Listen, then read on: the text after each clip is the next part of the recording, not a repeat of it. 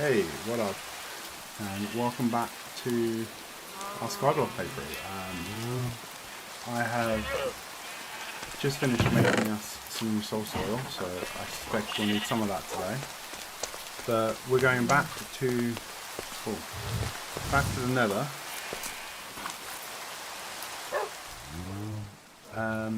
To continue where we left off last time with the gold announcements.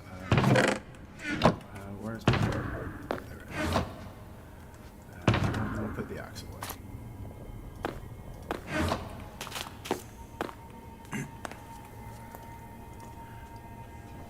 away. Do bear with me a little bit today, as this is the first time I've streamed since updating OBS, so things might be a little bit scuffed. Do let me know in the chat if things aren't quite right, if the volumes are weird or so on. Who do we have? Story in the chat. Welcome in.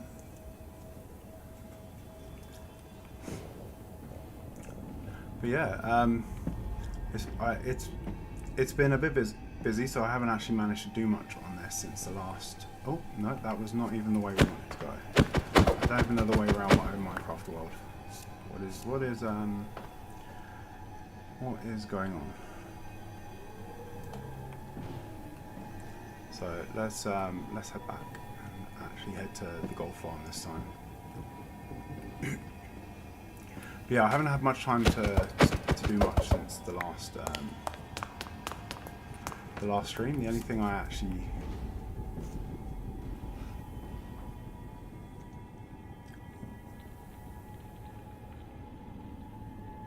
okay, hang on. The game sounds too loud. Is it?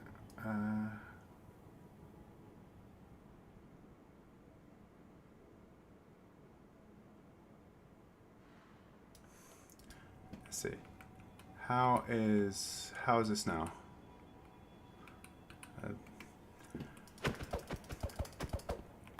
I do wish OBS would just like leave the settings alone between updates. That would be quite nice. That would that would actually be perfect. But yeah, so the only thing I've really done is have an absolute horrific time getting these guys down here, because breeding villagers and moving villagers is always a pain.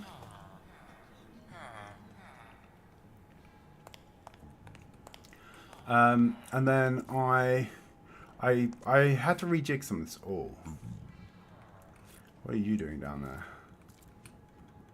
Where did you spawn? Okay, well, that's a problem for future artisans to deal with. But yeah, so we had this initially. I was using string to try and detect things falling. And then using the piston to push it. That wasn't working too great, because what I was getting was a bit of a jam here.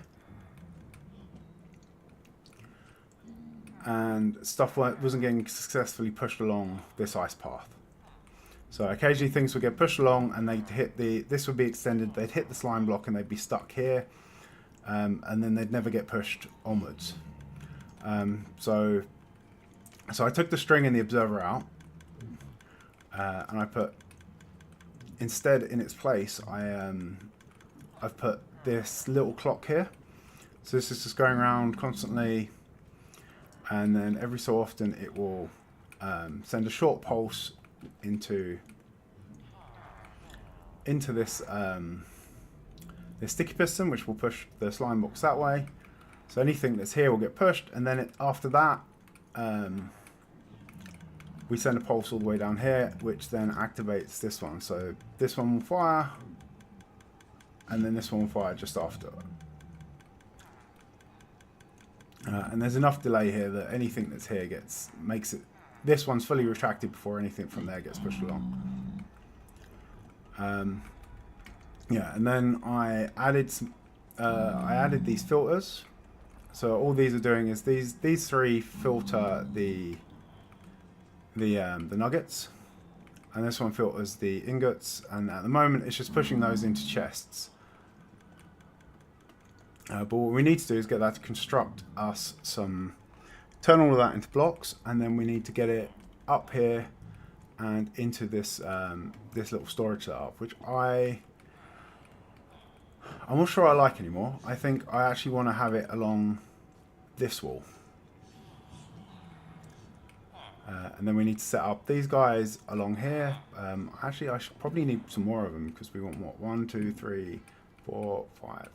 Yeah, I'm one villager short. 1, 2, 3, 4, 5. Yeah, that is that's unfortunate. Well, I can bring another one along another point, but to be honest, after getting these 5 into boats and into the Nether, I pretty much had enough anyway. So. And then a couple more did arrive after that, and they may have befallen some technical difficulties. Yeah, so this is what we have down here so far. But the thing is, where are you spawning? Nothing in here should be spawnable, right? So that block is spawnable, but there's a slab above it, which means that he shouldn't be able to. Nothing should be able to spawn there because the slab would get in the way.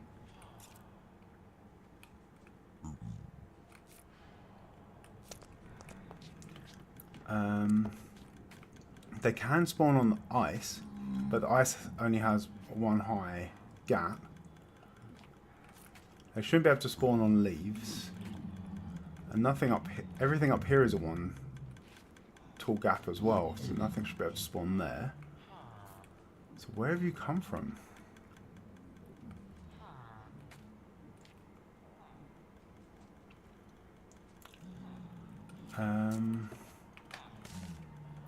Shouldn't be able to spawn on there. That is a half slab. And that is a half slab. You can't spawn on chests. That is all bottom slabs, and that is all bottom slabs. That is also bottom slabs. Okay. I have no idea how you got here, mate. Unless... So...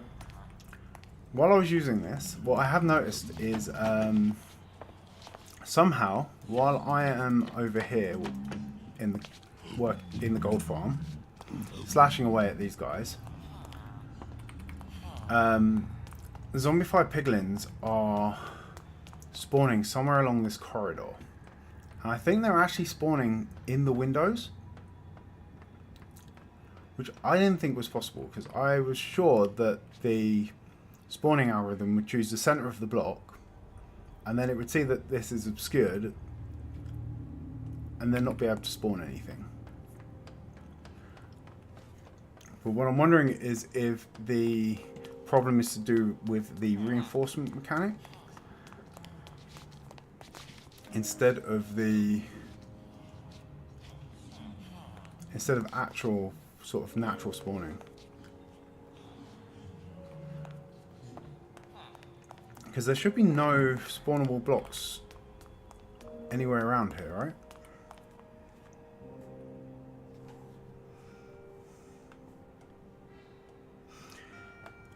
Yeah, I mean, a block of glass would solve.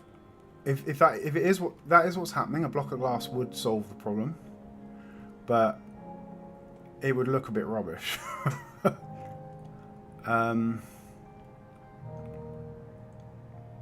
But they shouldn't be able to spawn here.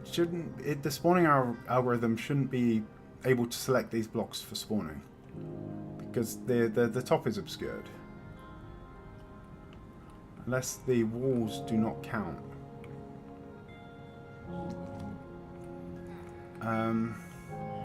But yeah, there's no actual spawnable space around here from what I can see. So it's a bit of a mystery how they're spawning, but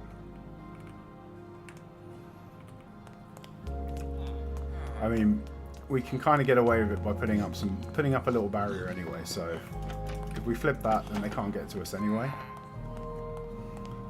It just gradually slows the farm down. So what to do with these guys? I think, as I said, first up, I think Let's find somewhere to empty our pockets. Oh, and I've just noticed that we have somehow I have the music on in the background. Ah, okay. It's louder because my audio has been levels have been reset. But we'll turn the music off just in case Warner Brothers decide to put in another bogus copyright claim. But yeah, I think, as I said, I think we want to reorientate these. I mean, now I have this axe in my hand. I kind of want to reorientate these villagers as well for the hassle they cause me, but oh, and I put some stuff in that.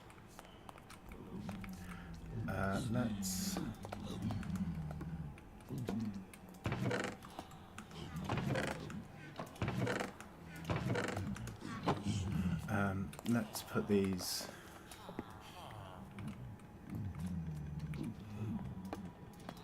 Over here.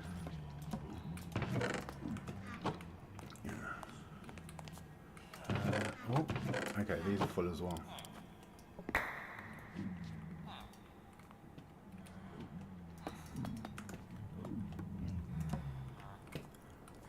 Let's put those in that.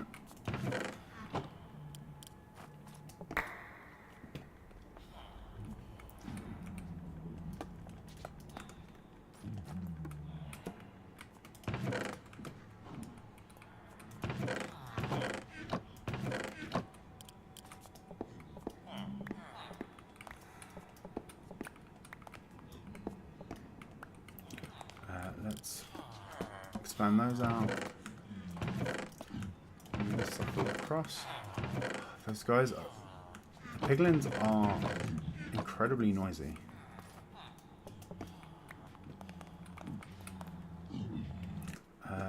Options, music sound, hostile mobs.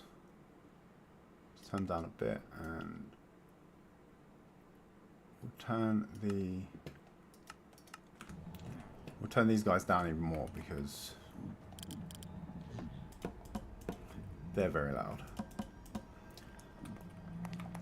This I am oh no, actually these are all one too far forward, I think, aren't they?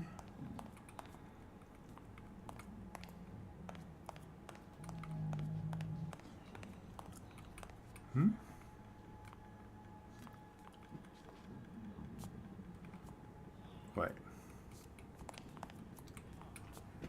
Yeah, these are no. These are actually no. They are in the right place.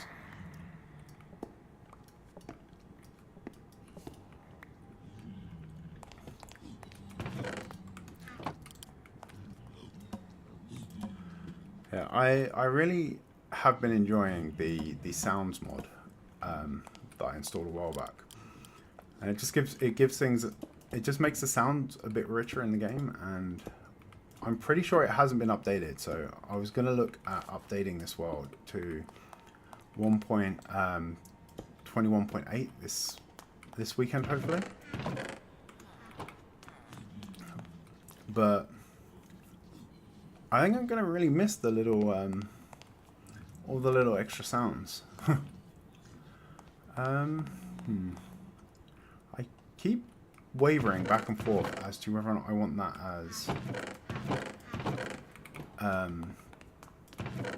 as walls or as blocks.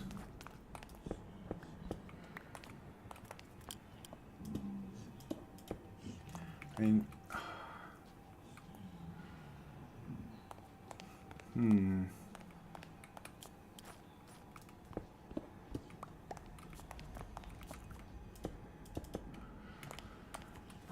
I'm still not sure which is better.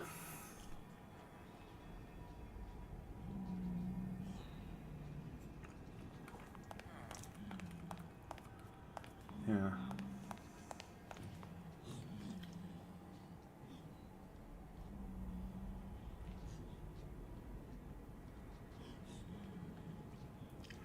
The 1.21.8 doesn't have the copper updates, so they had to take all the experimental features out and release a hotfix release, as basically 1.21.5 went out with so many problems. That they had to put out. First, they put out a fix for. They put out the fix for a bunch of Qualcomm graphics stuff, which is you'll find often in sort of more mobile-y.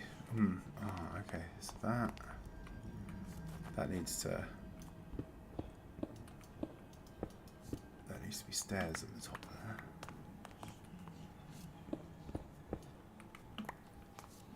there. And then they had to do the same again. So that was 1.21.6. No, sorry, 1.21.6 went out with so many errors that 1.21.7 had to come out to fix the Qualcomm stuff, and then they had to put another one out as 1.21.8, which should have been the copper, the ID for the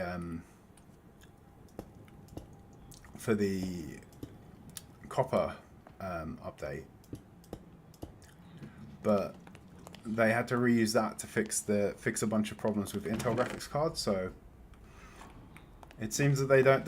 It seems that Mojang don't test anything on like ARC cards or anything or on sort of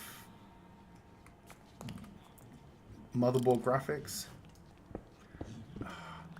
Yeah, I really can't. I'm not happy with either of these. It's annoying me. So the copper stuff is still not. The copper update is still not finished yet. But they did actually announce. They did actually announce some stuff today on that, right? Or was it yesterday? I know I saw it this morning. But that's maybe a bit better. What do we put the snouts? Both sides. No.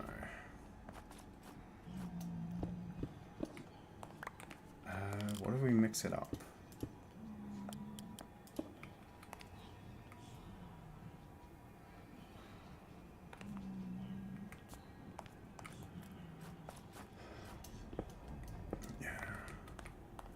Yeah, I keep backing and forthing on that.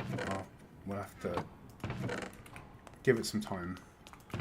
See how we feel later. So with that there, what we could do is move this stuff out and move our enchantment setup up here.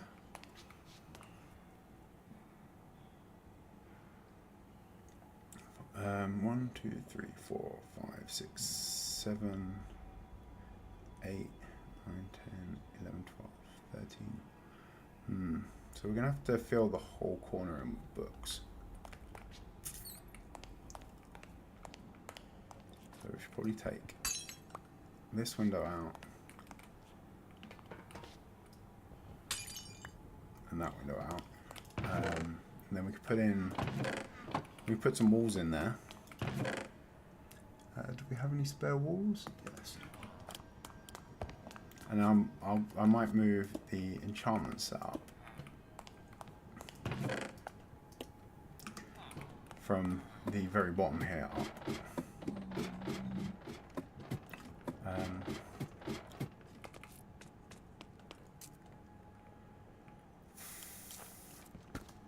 Okay, we want to make sure we save that.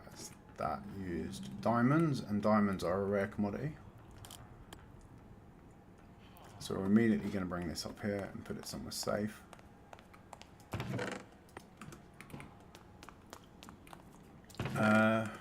Let's move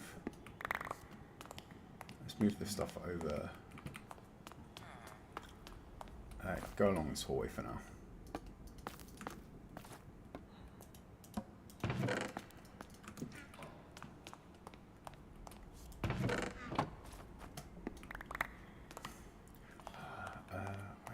Probably actually get rid of these. I have all these soul speed boots for left over from when I was being more conservative with my gear, but I think we're a bit past that now, so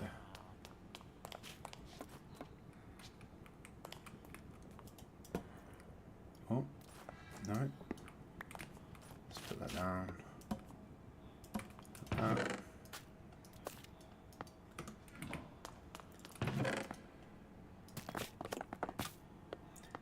The sound of picking everything up is the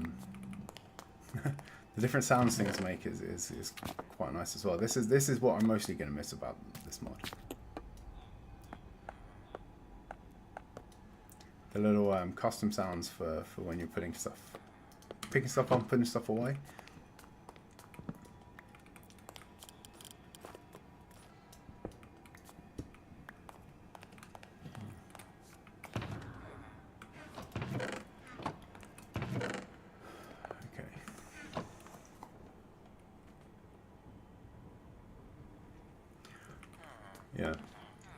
Yeah, that and the sound physics one is cool as well. So if I'm inside, there's a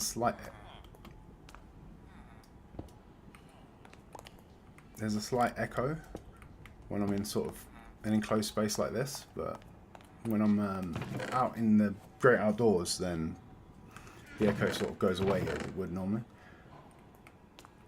Yeah, so we've got 1, 2, 3, 4, 5, 6. We've got 7. Space of 7 here. So unchuck.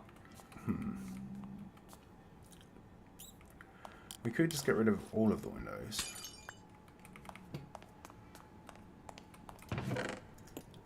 Block this up completely from the outside in terms of visibility. And we could just have a nook here.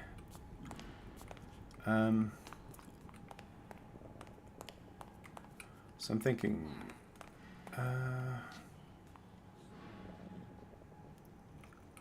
1, 2, 3, 4, 5.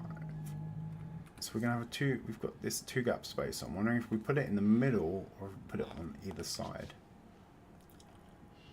I think either side will be better, and maybe we can put some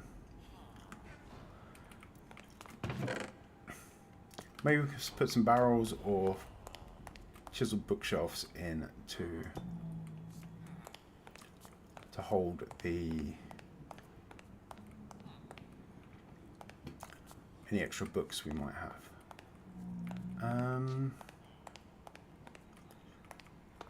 Okay. Yeah. I'm trying to remember how many slots a chiseled bookcase has, and because it would be a more decorative way to store the books, but yeah, is this our silk touch? Yes. Let's have that and that. What's in there? That is a nice sound.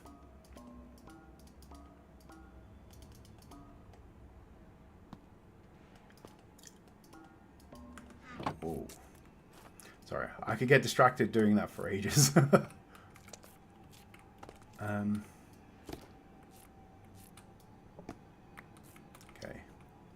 so let's have our bookshelves. Oh, that breaking sound on the bookshelves is nice as well.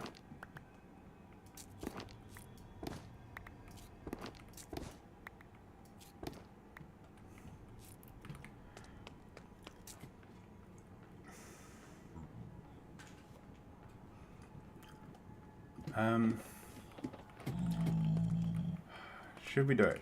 Hang on. No. Let's do this the coward's way. Excuse me, sir. Excuse me, sir.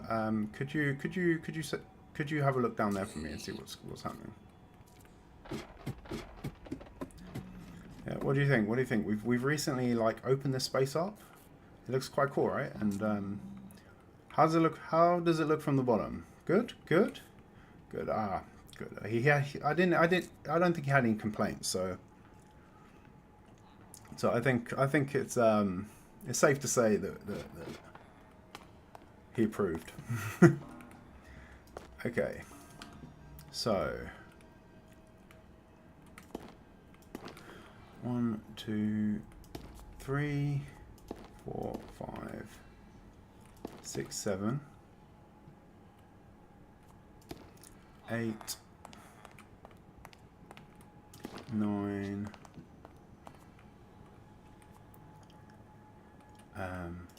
10, 11, 12, 13, 14, and 15 bookshelves. So this should be, it should now have, oh, does it not tell me what the enchanting level is on this? Well, yeah, it should be at 30. Okay.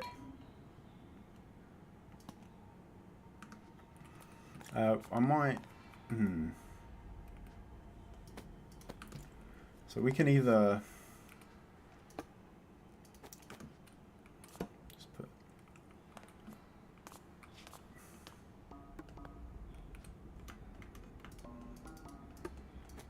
such a good sound.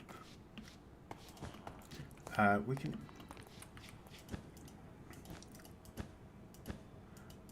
I'll put those. I'll put this stuff back here to begin with, just to make sure that we don't start getting spawns. But we could potentially fill this whole area in with bookshelves.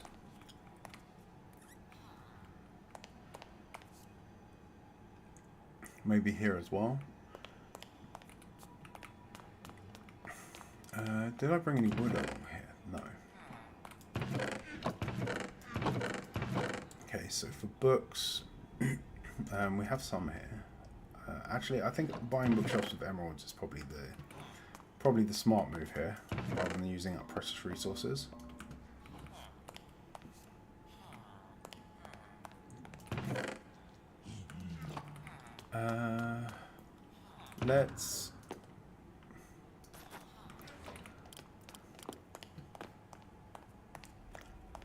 Let's head back to the base. We'll stop off at the Hoglin farm and get some emeralds. Oh, get some emeralds first.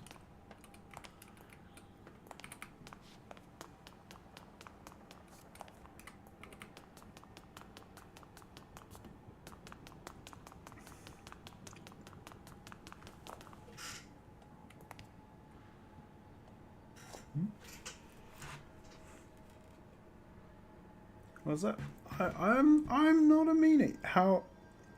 I mean, have you not seen how much trouble the Zombie 5 Picklins have put me through over the course of this world? I don't think what I did was particularly mean. Oh, that is loud. So let's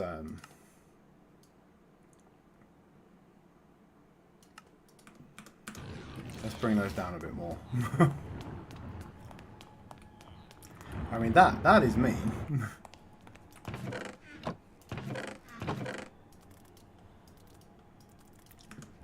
A few of them knocked me off of bridges, and now I'm perpetually torturing their kin to feed these guys.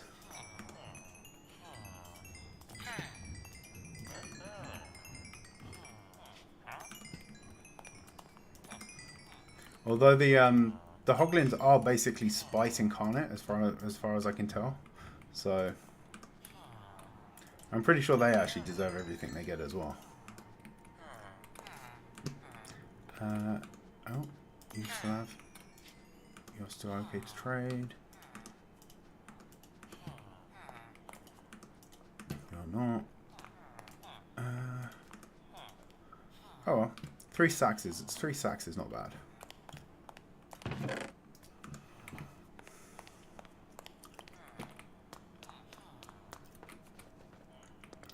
how are we doing down here? Oh, this is full again.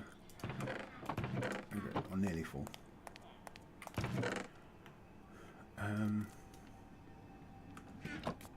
Oh.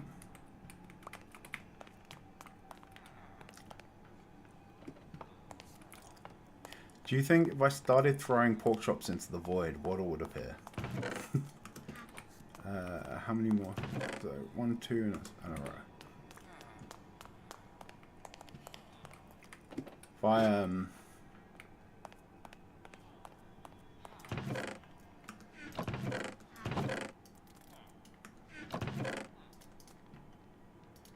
so if I was just to like stand here and be like, do you think she'd sense a disturbance in the loot goblin force and emerge?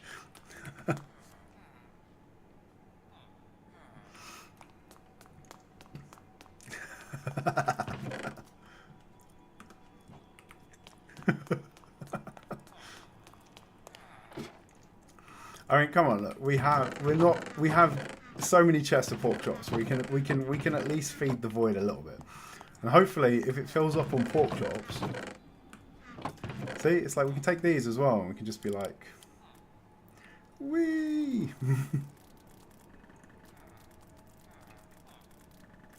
Oh, those are when we cooked ones. There you go. I mean, I guess a balanced diet of raw and cooked meat is probably good for the void. But all right, let's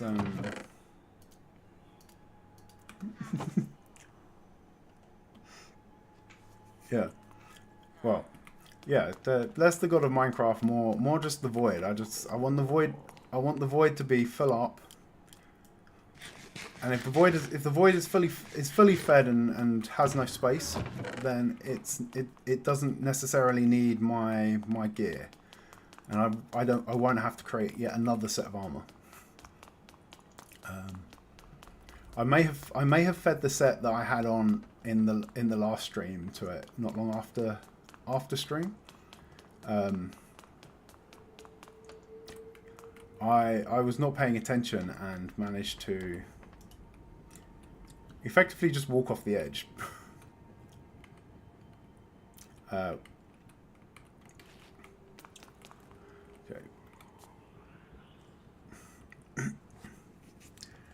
Let's go see the librarians.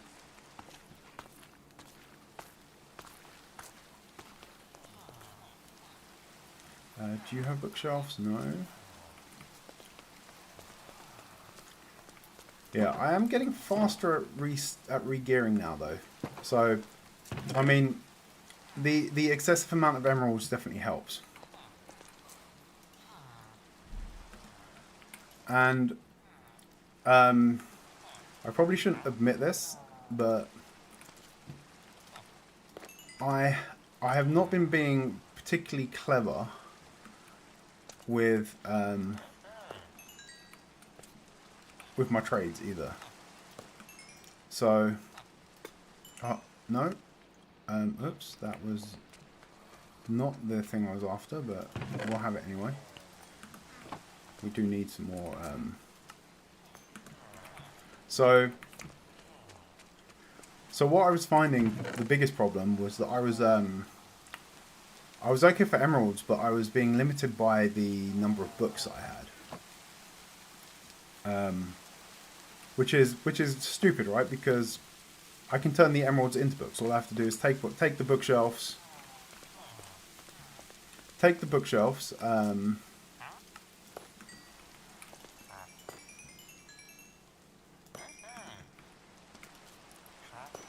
and destroy them with a fortune axe, and then I have books.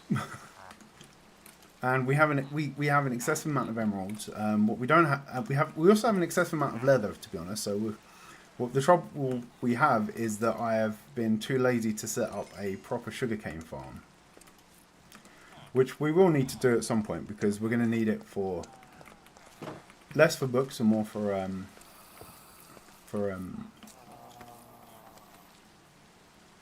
when they're snoring like this, they're almost...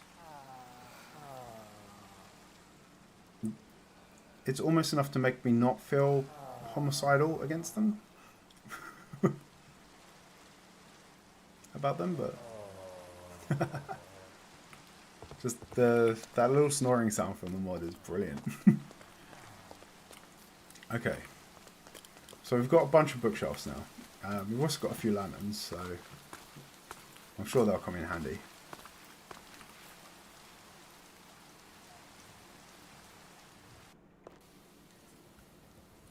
Oh, you just got mending. Yeah, mending is the point where everything starts to change. I feel in a world. It's like when you finally get mending, I feel like that's when you transition out of. I feel like mending is the transition from early game to mid game. I forgot as well. Oh, damn it! I was gonna get some wood as well, and create some chiseled bookshelves. Okay, let's open this up. Oh, not helping myself here.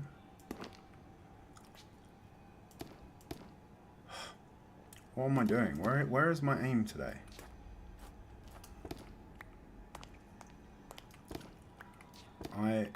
I have the aim of a stormtrooper. Okay.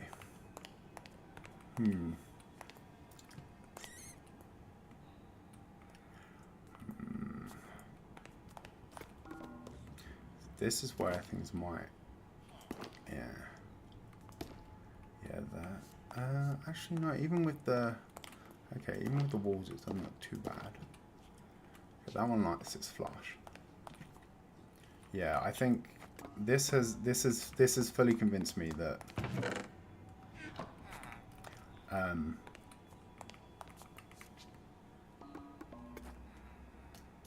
Actually, let's take that one out. Yeah, that's not too bad. And I think we swap some of these out for chiseled. Do we even bring it out flush?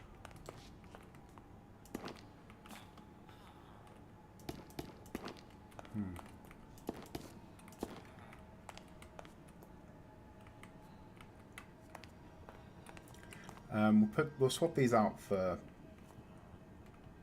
We'll put something at the bottom there to have them sit on something a bit more solid. Let's have the crafting benches back out.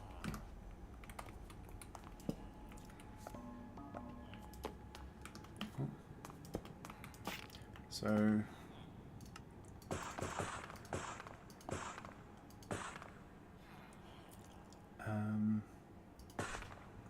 Yes. Okay.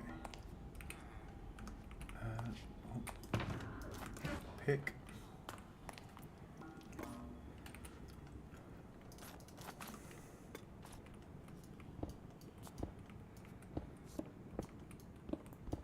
Yeah, the void can have those blocks as well. So I think, yeah, I think setting it on the black stone. Because the other thought I had is I could put bookcases down so only half of it pokes up, but I feel like that's an improvement. I'm just not sure on this side bit. No, I don't think we want it to come out that far. So something like that. It's not bad, and I think we want to swap some of these top ones and the side ones here for chiseled. And maybe some barrels as well. Okay, for now, let's put chest down with this stuff.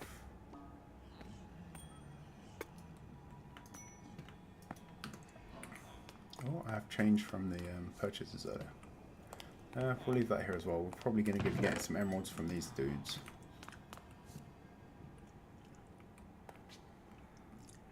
Yeah, yeah. It's a bit too samey though.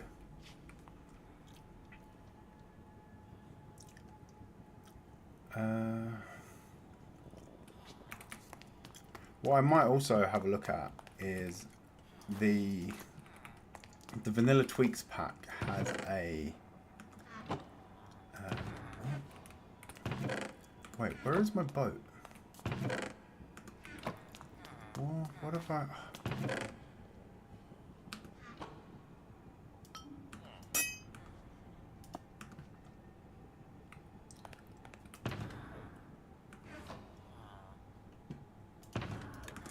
looks like we're taking the old-fashioned route, huh? Yeah, it's not here. That is there it is.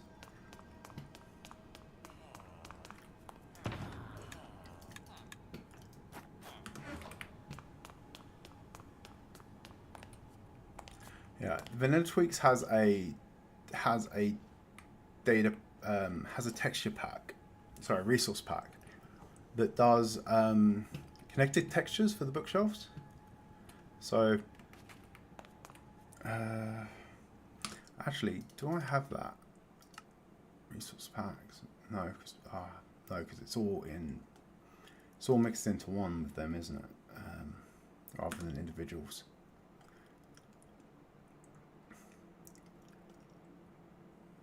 Oh, that is not good. I have not had that happen before.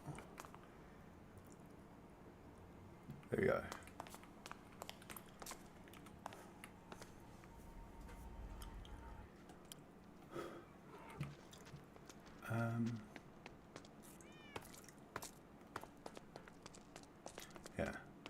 Yeah, and I definitely do have the connected textures working because it's working with the glass, but I need to see if I can get it working with the bookshelves as well, I guess.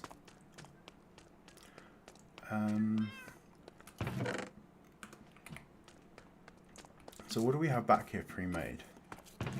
Functional blocks. Okay, so we have a couple of barrels.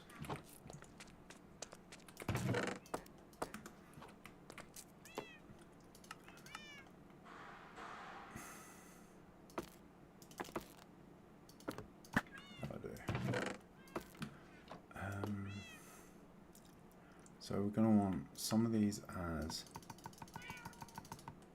slabs, and then we can make the chiseled bookcases. And then, actually, let's do the rest. And then, wait, how do we make a barrel? Oh. Sorry, had to, I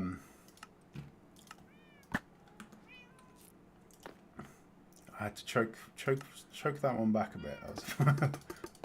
I was about to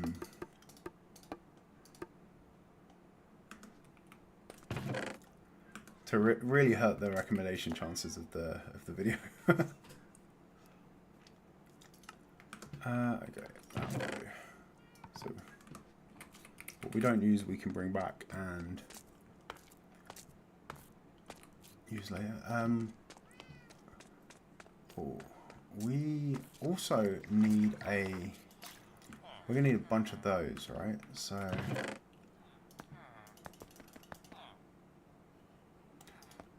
we worked out we needed 6. We're gonna have 6 of them down there, right? So no, those are valuable. We don't want to be throwing those around. And then the brew stand is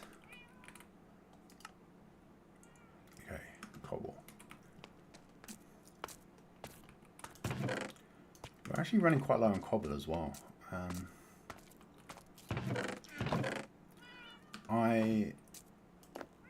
I've been meaning to.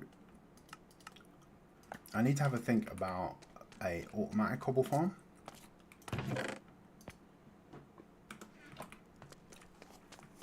Well, actually, I need to think about what we're going to do around automated farms for a lot of stuff, because cobble, cobble, basalt, and for the trees and stuff. So there's plenty of tree farms we could build, but most of them use TNT dupers, and I want to try and avoid the TNT dupers in this world.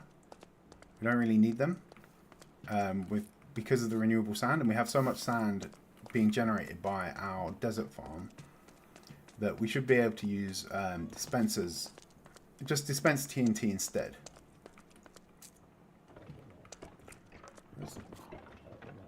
What is that sound? Ah, it's the muffled zombies. So I think somewhere around here I'm going to probably look to set up some sort of blast chamber.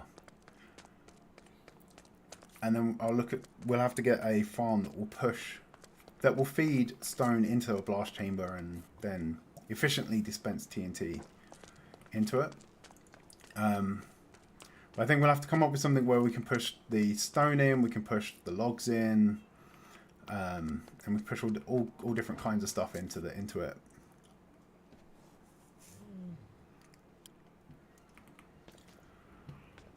So we can reuse the same chamber for different kinds of materials.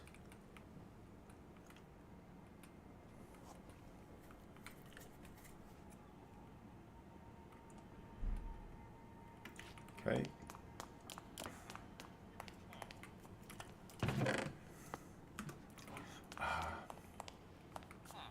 I have just realized as soon as I let these guys out, they're going to try and beeline for the... Oh no, it's the lectern that turns them into a librarian, isn't it? Okay, so we should be safe. And I think the only if I put barrels in here, they're going to want to be fishermen. That's the risk. So I might actually have I could just block the whole area in while we deal with them.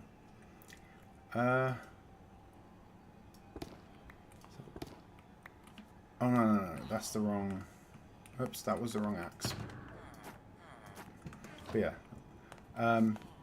no, that was not me messing up. That was a intentional demo of how we're going of what I was talking about earlier with the acquiring of books.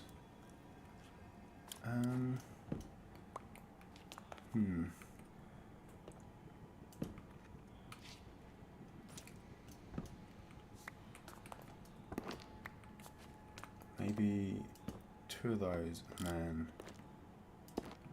a regular one on the top.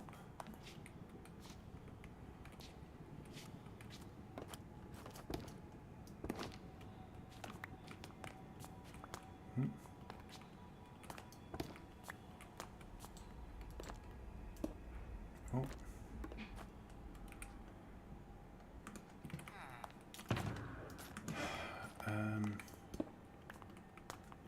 Okay. So there, maybe we put a couple of the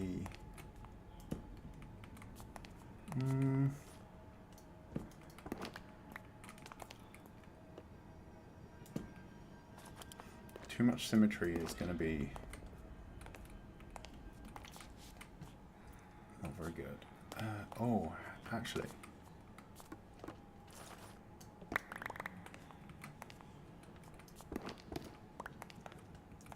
Okay, no. So I did fill in the back here. So 1, 2, 3, 4, 5, 6, 7, 8, 9, 10, 11, 12, 13, 14, 15, 16. Okay, so we can afford to take one of these out for a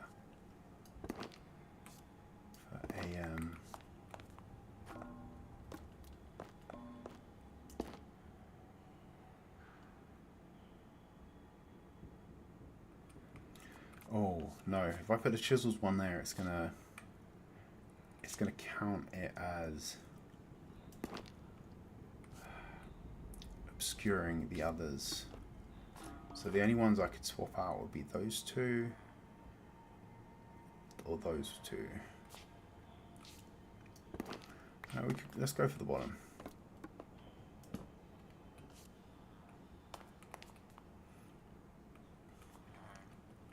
Yeah, then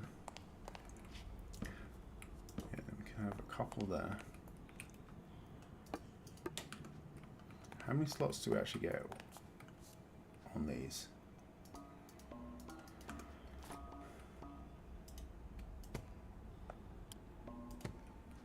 I wish you could see what it was while horroring.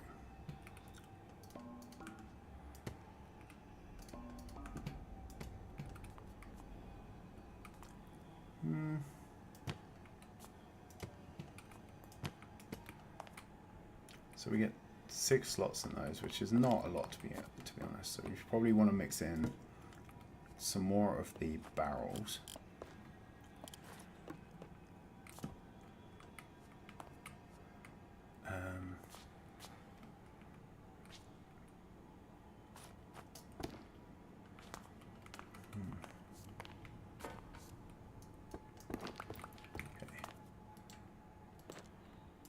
Maybe one of the barrels up here.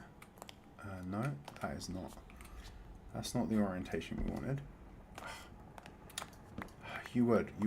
The only place that would have been awkward for you to drop.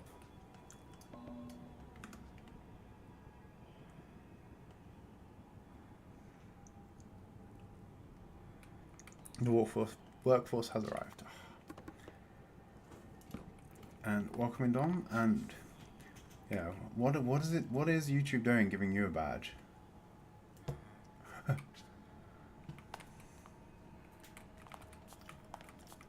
I mean, if we fill,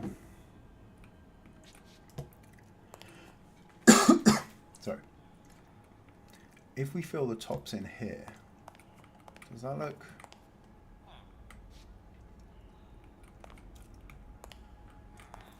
How is that looking? Is that? I think that's I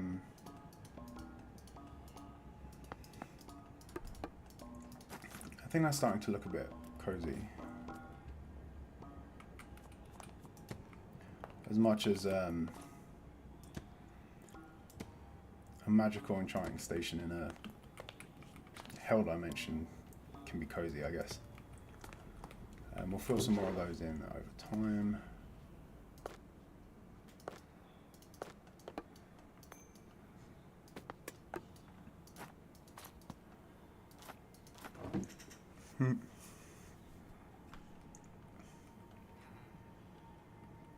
Maybe point the barrels horizontally. They're all horizontal, right? They're all facing out in various ways.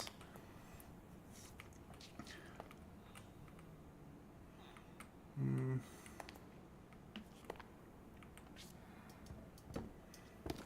not sure I like this bit. Maybe we put that in there and we'll put another barrel at the back there. It's a bit symmetrical putting it in the middle there, I think, but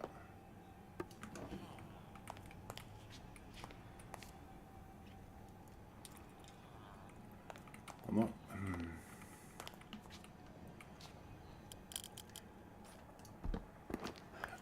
What if we go the other way around?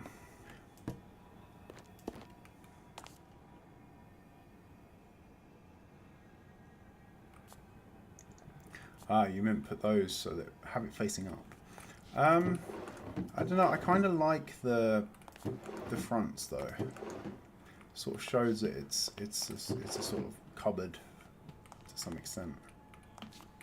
Oh, actually, speaking of, I've just remembered we're getting shelves. They're adding shelves to Minecraft. That was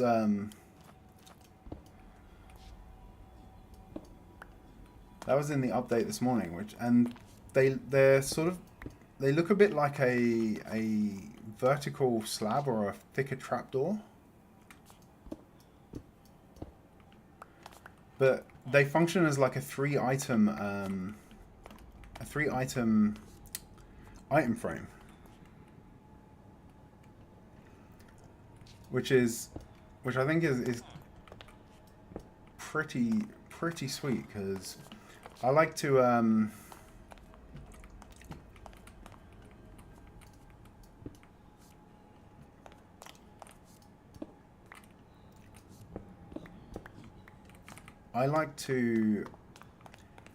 use multi-item sorters for my storage, and sometimes it's really hard to choose a single block that represents like an entire category. But being able to choose like a whole bunch, being able to have up like 3 different blocks to label each category is going to be pretty sweet. But although the one risk I guess is that the item frames are already pretty laggy. So I wonder if the lag will be for the shelves will be 3 times as bad as the lag for the item frames.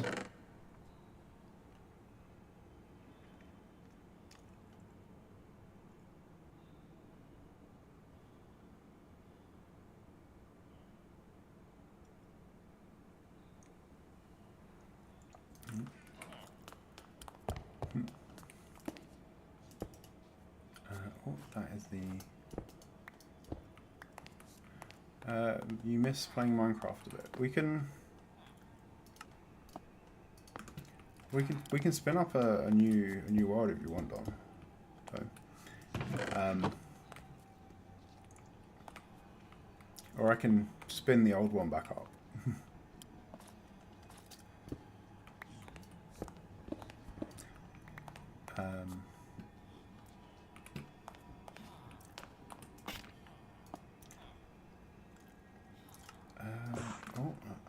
I think I have stairs in here, don't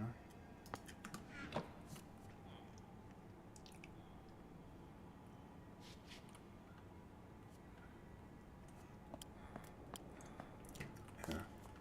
I mean, I was we could even look at something lightly modded. So there's some data packs I was looking at for adding a bunch of extra biomes to like the nether and stuff. There's like one of them's like a toxic waste and stuff, and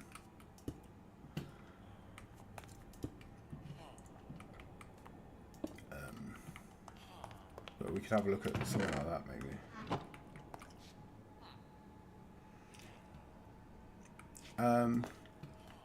Yeah, so there's a few data packs I've been looking at that add sort of extra buildings and extra biomes, and I keep thinking it'd be fun to play, but then I don't know if I actually want to spin up a second single player world, so I haven't actually gotten around to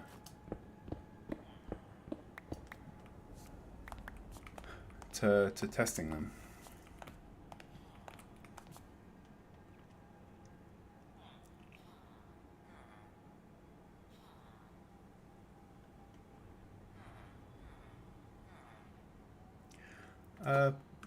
Well, you can get extra biomes and buildings and stuff in Java. So there's the Terralith. There is the Terralith, Incendium, and I think Nullscape or something. I think it was the final one, which is three data packs by the same person.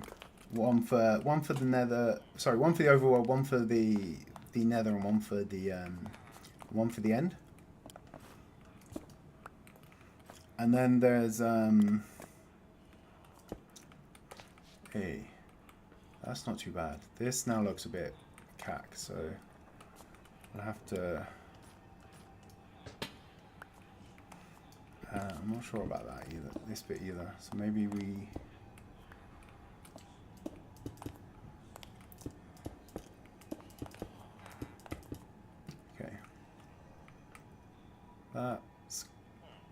nicely sectioned out now, actually.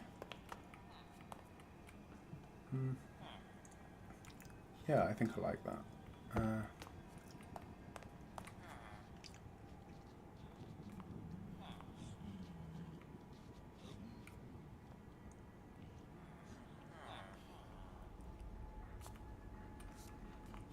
Yeah, there are plenty of well, to be honest, I think there's more stuff for Java to add in extra stuff than there is for Bedrock, to be honest. Like, it's all just custom world generation, same as we have in this, same as this world, where all this is custom world generation, where it's just generated it with nothing. But what are waystones? Waystones are something you can find in mods, and there's also a data pack for them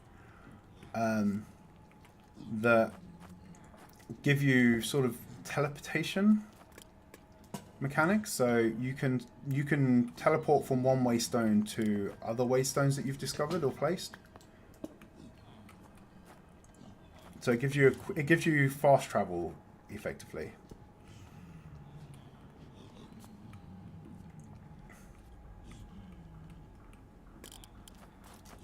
But they're a feature. There's several different mods and things to implement them. They're quite a cool feature, but they kind of detract a little bit in that the Nether is meant to be the fast travel in Minecraft. So I can see why they don't add anything like that to vanilla, but.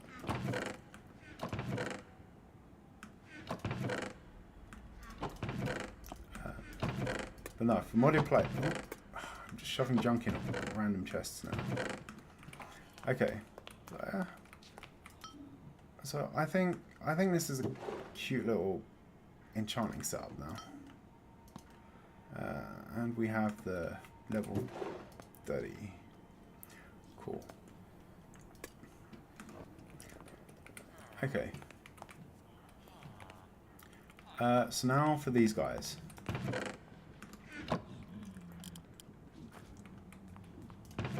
I think I should probably just apologize in advance for any swearing that may happen while we deal with these guys. Because it's likely to happen. But what do we need to do to... So first we're going to need to block off our way down.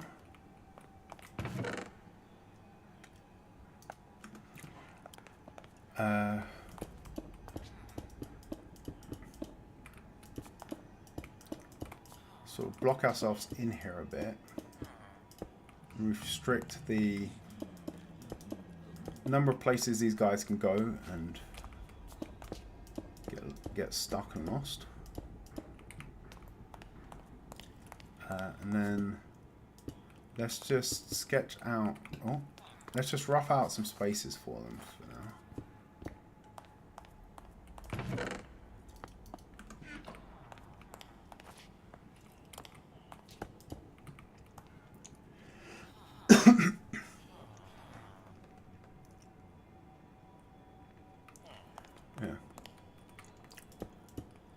But yeah, we could I can have a look at because there is the Dungeons and Taverns mod, which adds a whole bunch of extra structures to the game.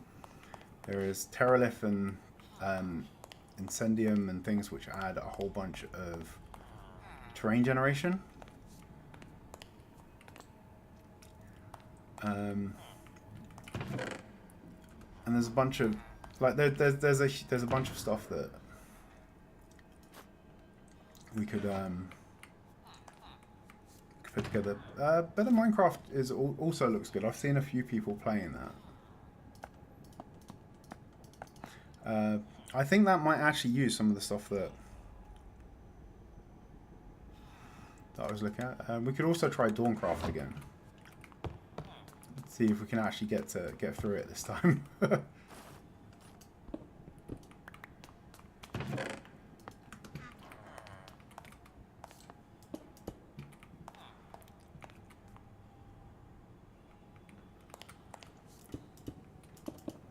I think there's also a fantasy pack as well with stuff that I've seen some folk play.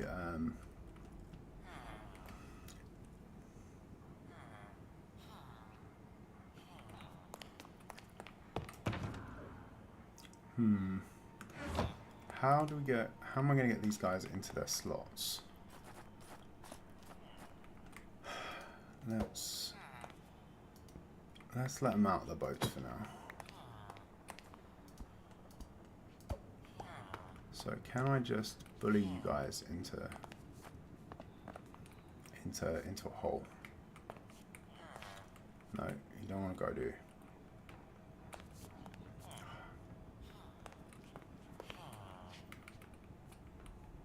Come on, look, they're nice holes. I have the best holes, the very best holes. Everyone loves my holes. Get in there. Come on. Ah, no. Okay, one in.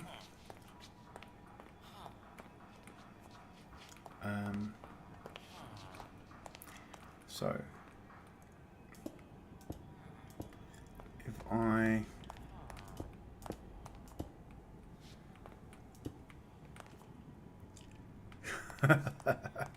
don't talk about my holes.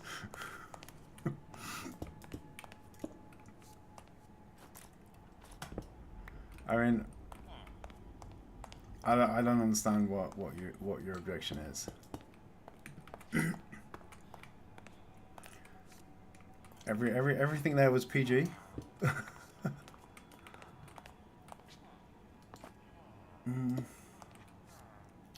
Maybe if I take the slabs.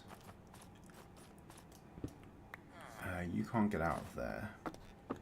So if I put a slab there and then break that, you still can't get out.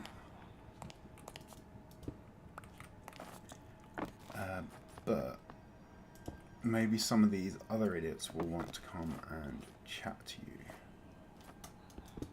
So we'll see if we can use one villager as bait. And he was in there as well. Let's get our blocks back. Okay. Can we convince any of these guys to go in and chat to that guy? Come on, he's in there. He's lonely. He needs compatriotism.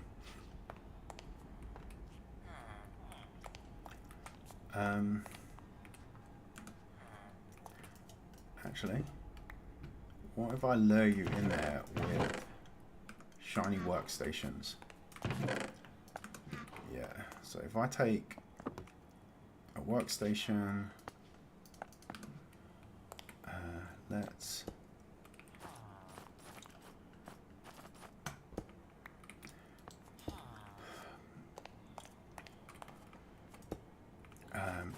put those back, and then if I put the workstations at the end here, come on, who wants to be a magic man? Okay, and you're getting stuck in there, and you are getting stuck in there. Can we put 2 in there? Come on, you go in there. Oh, damn it. Okay. Come on, go back and see if I take that out and put it back in again. Come on, look, shiny workstation. Got you. Okay.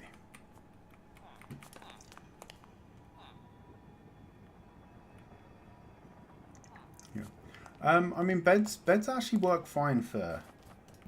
Beds would have worked for them, and they do. Beds actually work fine for the villagers in the Nether. I used beds to breed up all of the butcher... I used a bunch of beds to breed up the butchers in the hoglin farm, and they all happily slept in the beds each night. The only thing that gets... hurt by the beds is players. Beds in the nether is players. So if I can I push you in here? Okay. That's one of them at the back. Then we could trim out some of this. I really do hate these guys. They are such a pain to work with.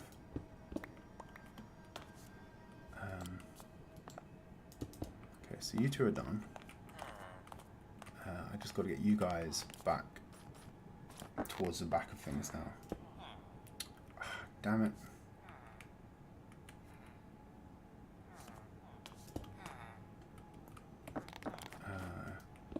Please don't escape. Okay.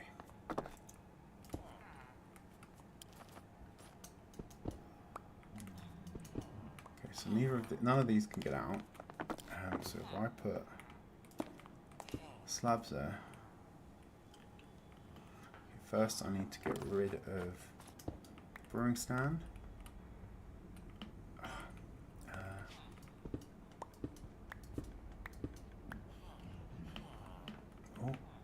And then I can probably parkour out of there, yes. Okay. Parkour master.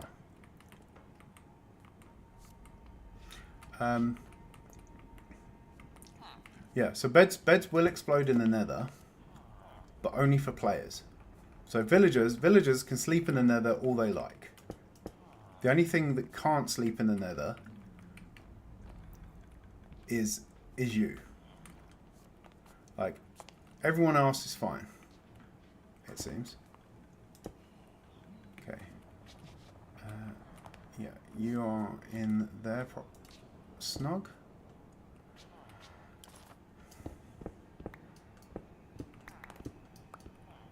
But yeah, villagers can use beds in the nether as much as they like, and everything is fine.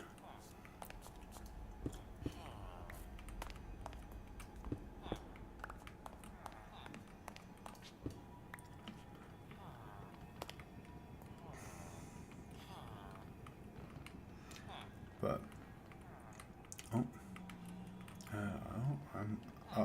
I'm actually stuck here now. Okay, so we've got these guys in place. What do we actually want to do with them? We could just have them stood behind their workstations, but that's a bit boring.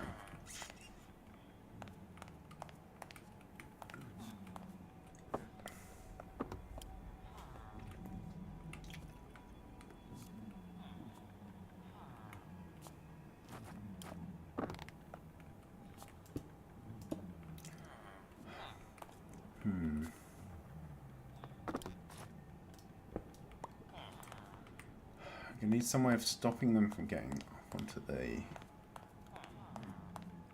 I put a counter along the front here, I'm going to need some way to stop them from jumping up.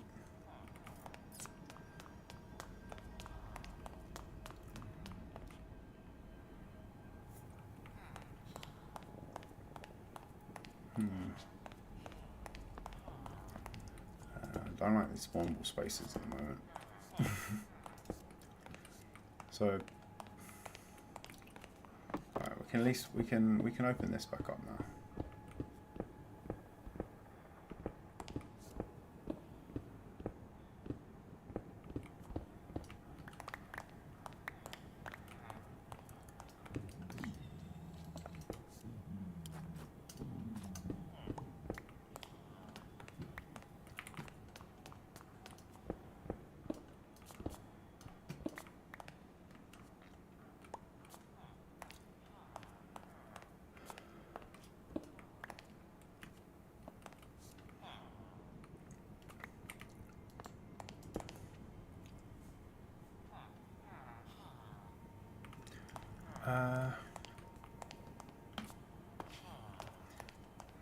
I mean, I could also move them all over one, and then have like one there 2, 3, 4, and 5 and have the counters around the sides as well.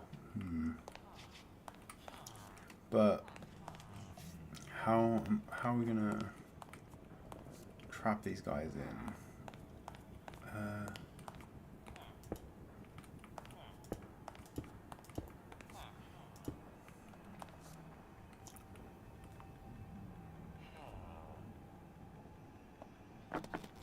So if I put something at the level that they stand on, it would be here, I think.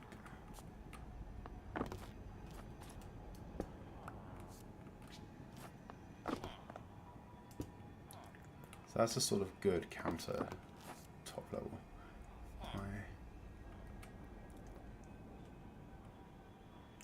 Oh, thanks for joining Story. Sleep well. If I take that out, then they can't get through that gap.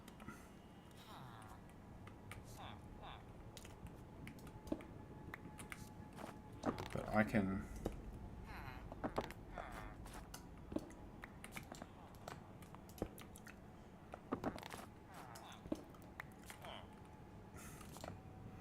I can lock them in though.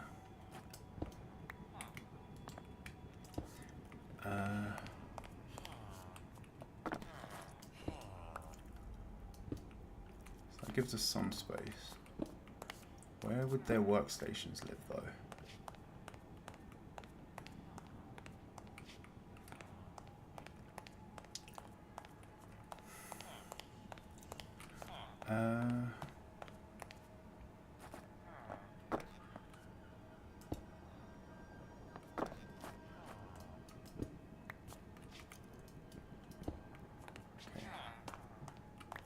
Let's experiment. If I put your workstation on here,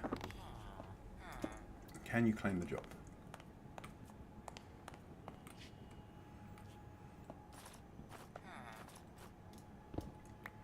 What if I put that? And are you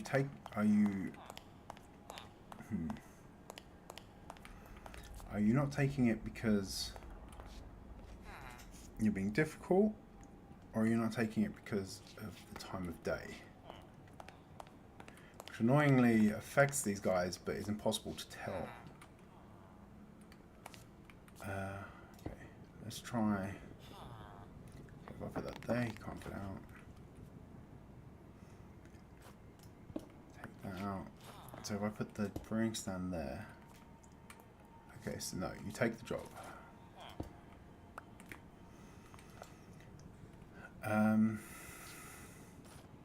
So I guess they're gonna have to sit. The brewing stands will have to sit in front of them. Probably on.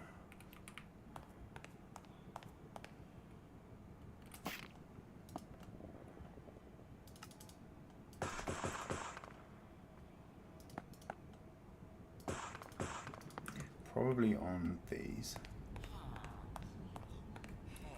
So put that there, and then put a brewing stand there.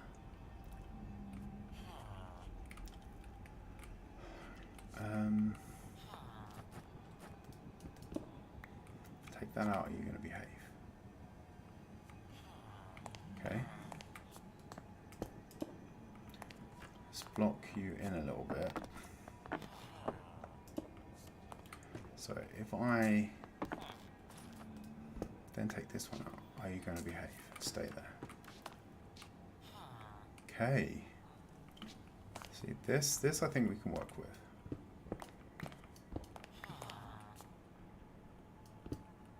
So let's.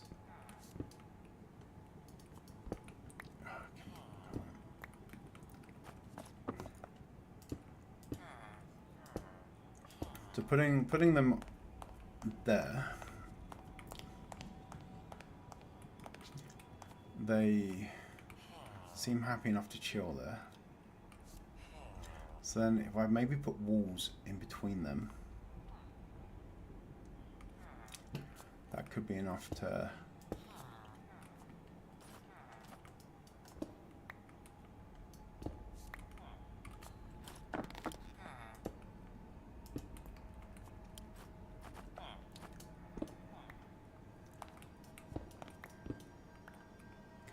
None of you are trying to escape so far. Oh, no. Mistakes were made. Mistakes were made. Mistakes were most definitely made there.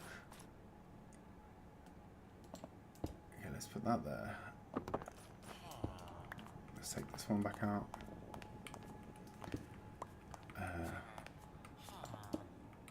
Let's put these two brewing stands back in.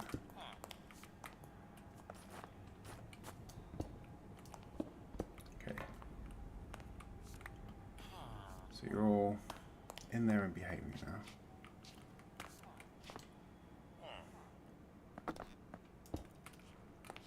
We just have to figure out the rest of the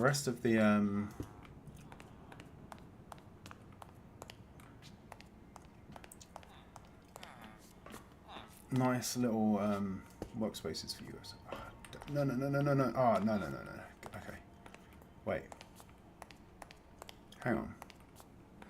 So they can get out, they're just not doing it. Maybe their pathing doesn't allow them to. Alright, we can work with that.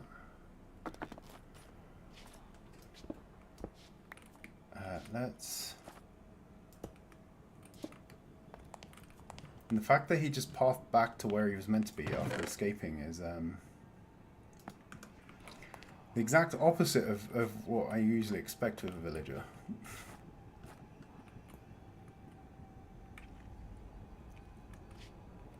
I could put slabs above their head to stop them jumping, but I think it will just look a bit naff.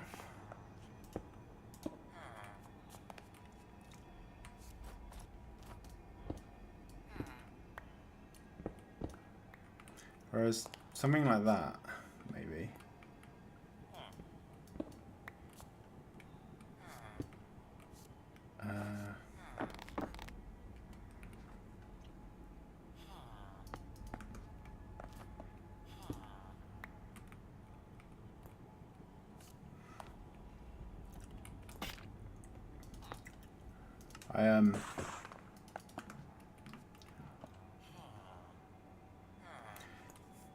Yeah, the problem is the aesthetics rather than the anything else. And you are too tall to get through there. So I can take those out. Put those two in. Put some walls in.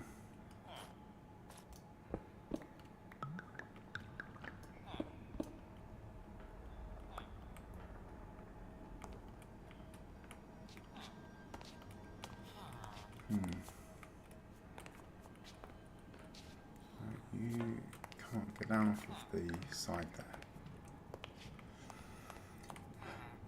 Okay.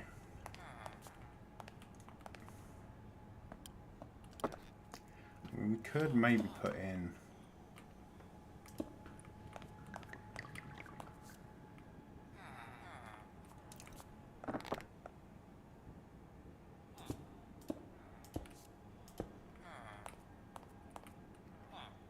oops.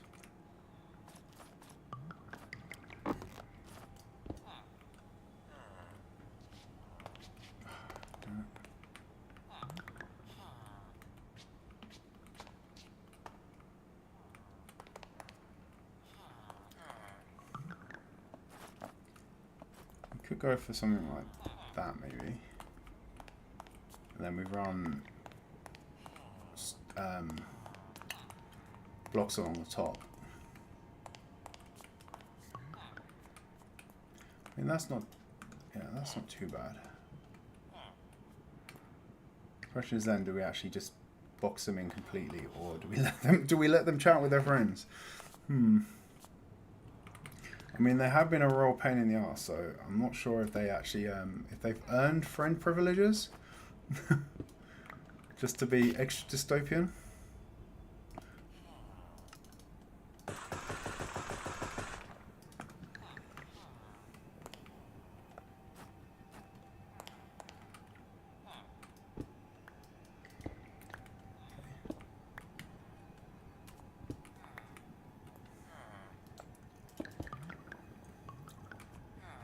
How did you lose your link to your workstation there?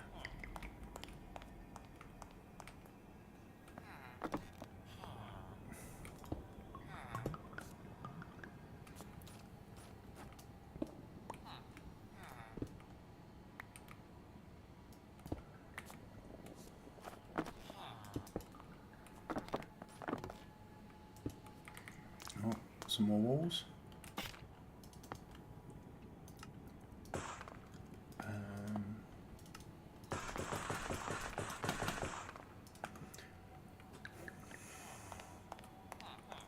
So these guys are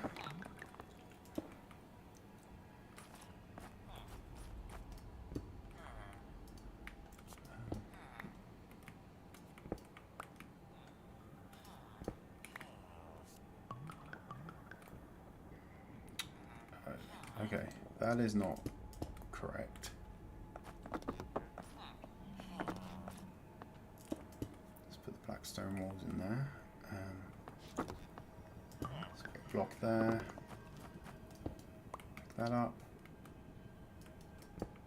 Pick that up. Put that back in. Okay.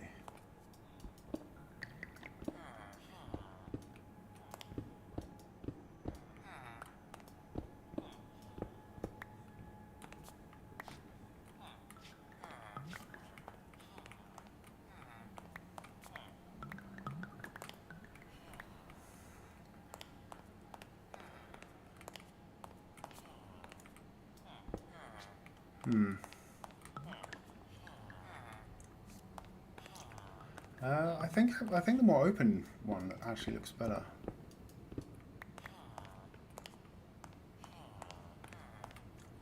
Yeah, I think that's actually the better looking of the two setups.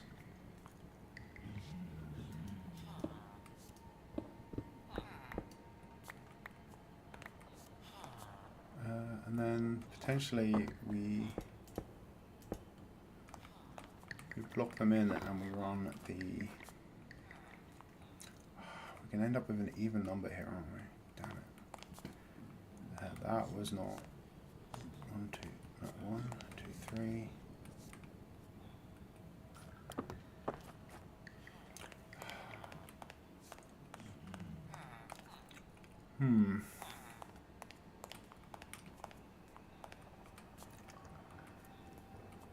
Okay, I think we're gonna have to position the lanterns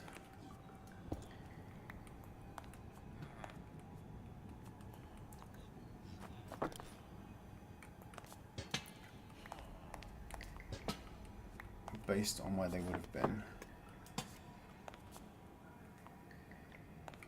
in the corridor.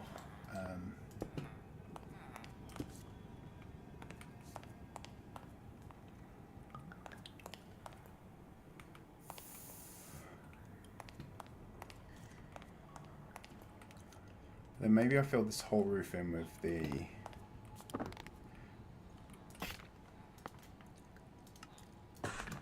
polished black stone.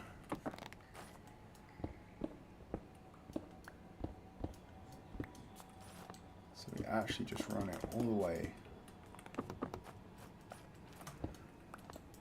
Oh.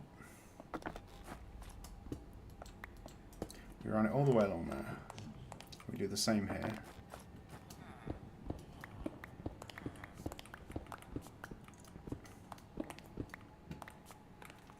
Okay.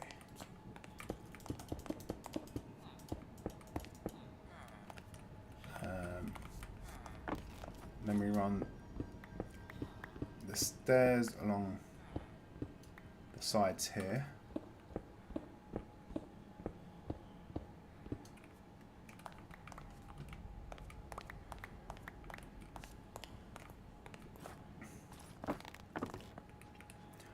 Actually, we could even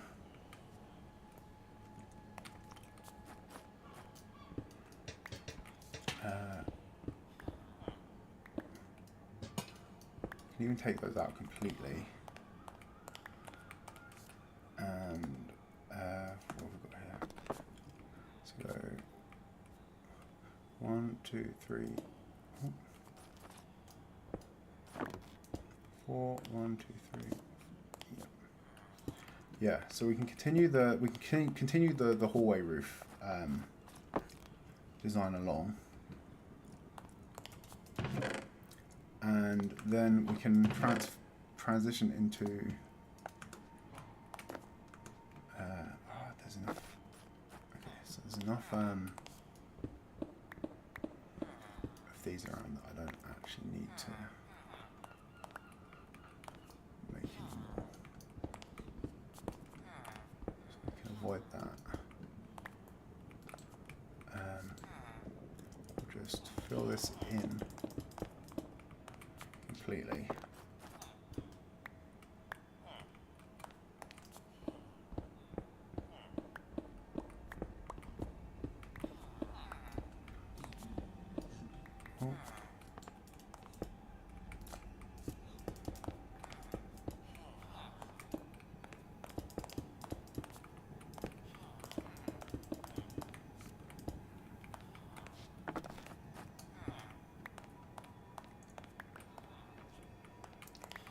Let's grab the stairs back.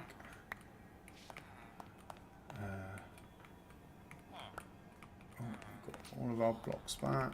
Cool. Then we have the chiseled in there and there.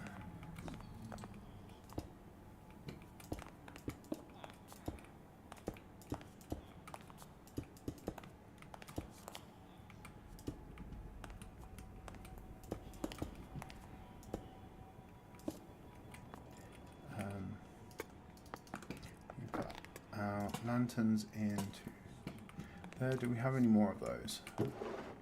Yes. Okay, one more. Perfect. So those go in there.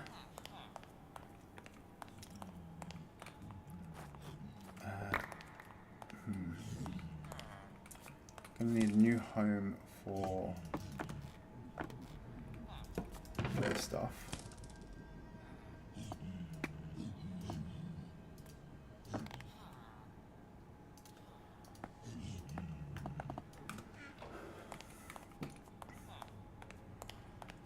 Yeah, once these guys settle into their spots, I think they should. I think they're actually going to stay in place, which is famous last words, I guess. But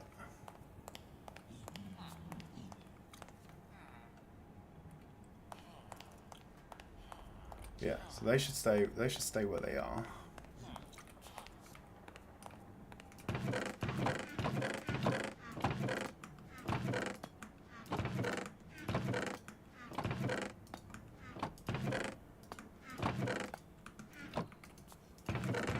Through there, we can do some redstoning.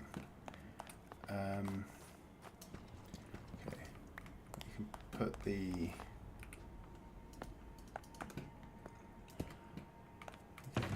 ender chest over here.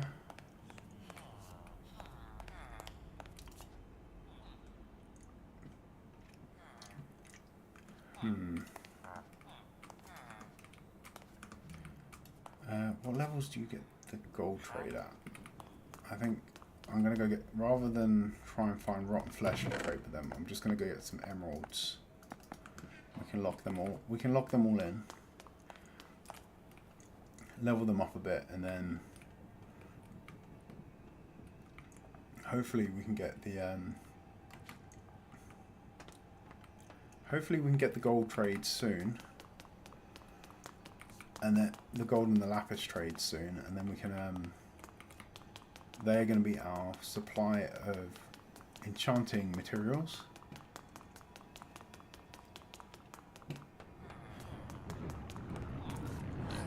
Okay, you guys are all unlocked again. I'm just going to get some from down here actually.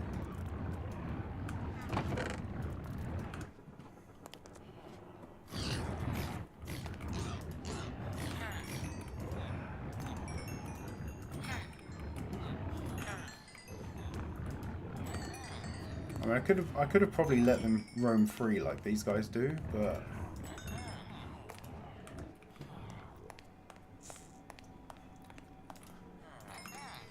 Yeah, I feel like I've been a bit mean to the clerics now.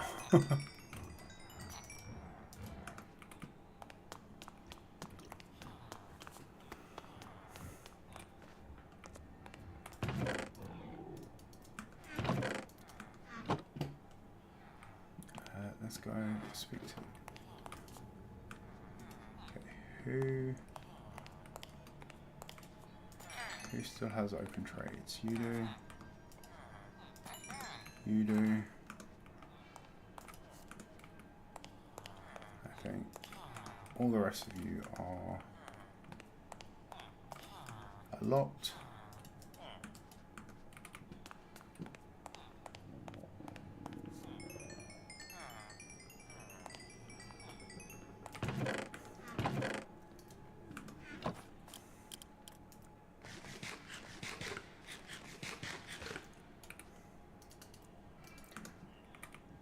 Okay, so we've got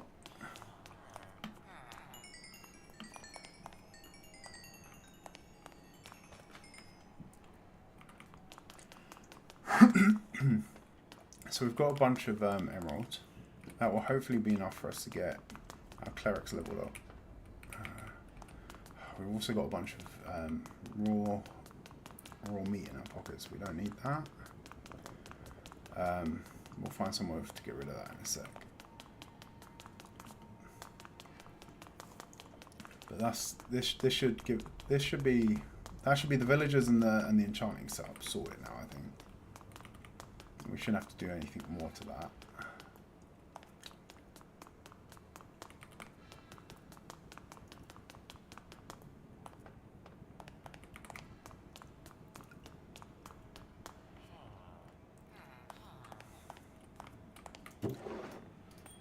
Okay.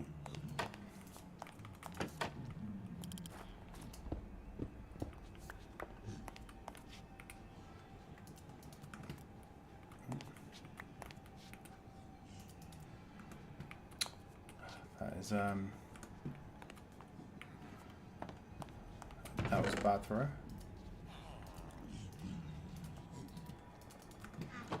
Okay, so we take these emeralds. We go. You give me redstone. You give me redstone.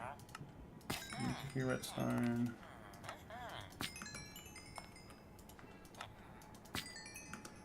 As far as junk for leveling goes, these guys are probably one of the better ones for that, right? Okay,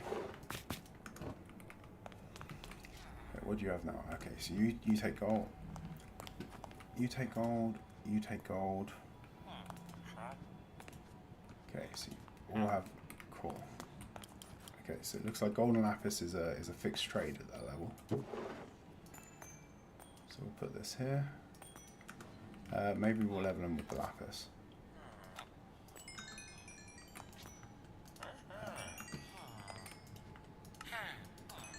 You can never have too much of this.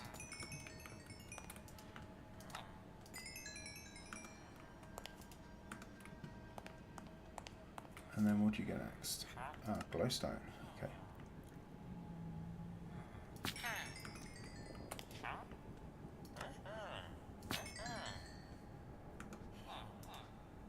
Two of them leveled. And okay, ender pearls.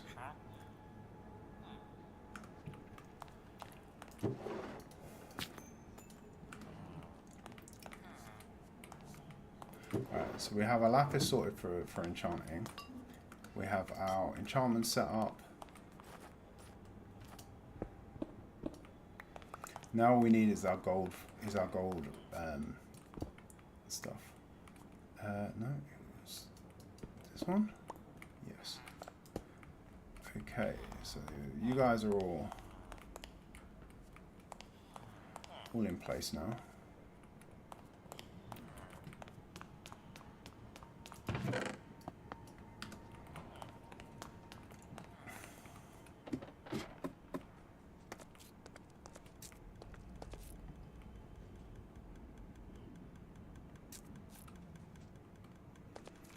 Good. Something had fallen and landed there. Maybe that's how we got a piglin down here. I think we can probably take this out now. It was just for access, so we could get along there for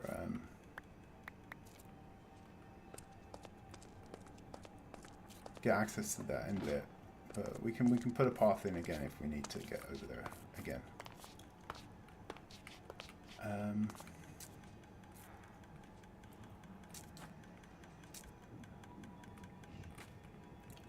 So the next question is, do we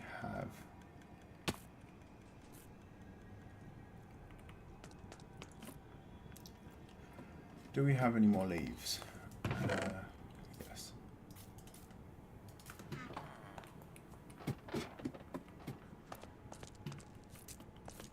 Okay, so we need a non-sticky block like the leaves to go there as well. That's now boxed in properly. We have our filters here, so we've got nuggets, nuggets, nuggets, and blocks, and yeah, and these are all full from when I was trying to get some levels the other day, so let's. Alright, we're gonna have to manually turn these into blocks, bring them up, I think. Do we just have any chests we can dump this stuff into for now? Barrels? No, we need chests.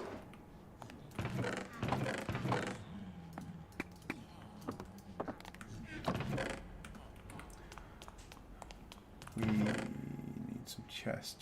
There's one there, that's not going to be enough.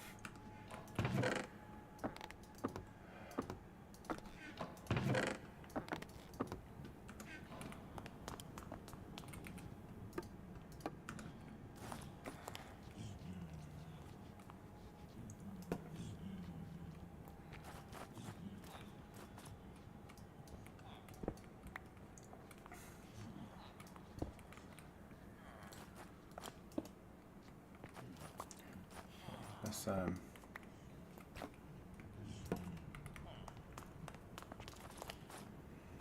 put that there for now.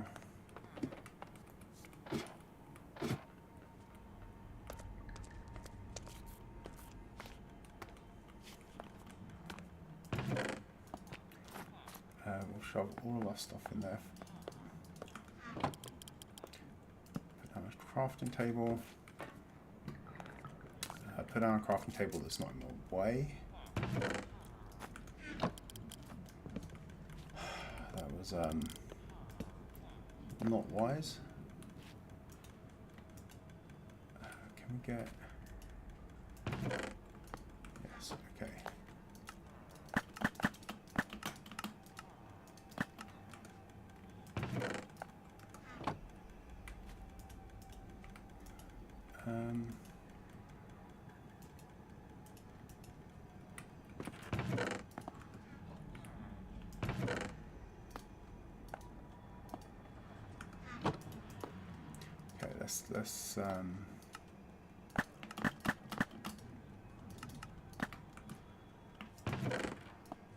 Let's get these chests emptied, and then we can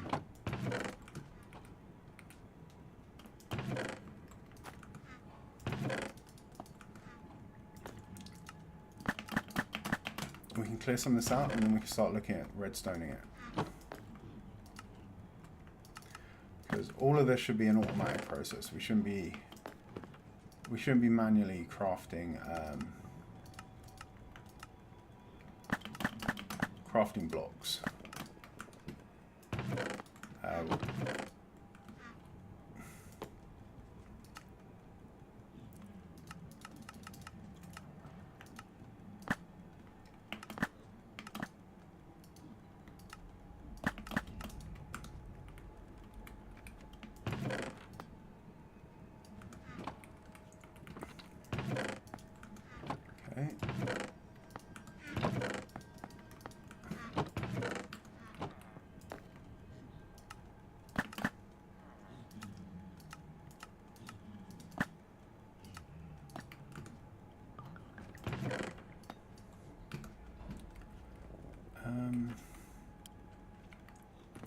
Let's grab the axe.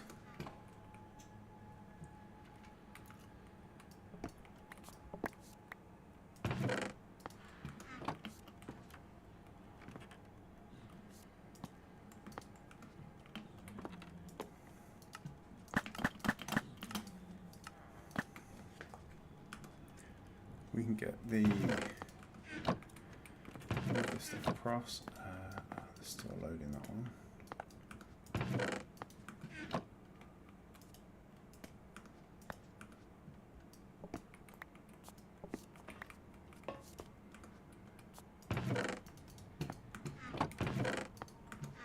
Okay.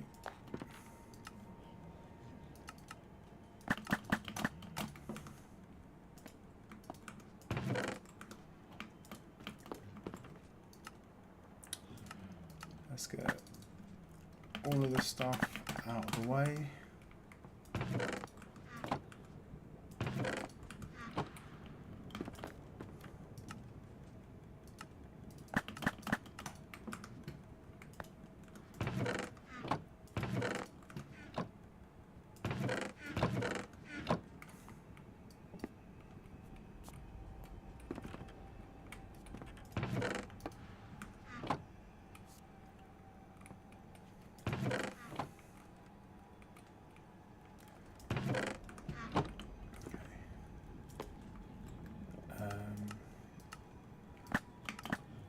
Ingots into blocks. Oh, okay, almost a round number there. Let's have those. That, and then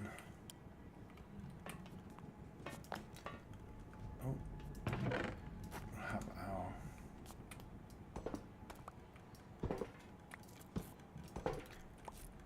take our hoopers back.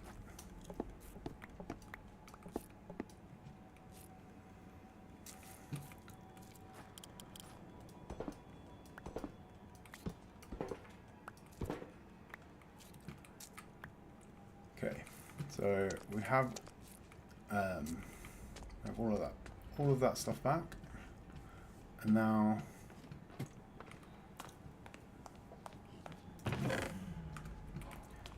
to redstone. So we've got some crafters. I think we only really need one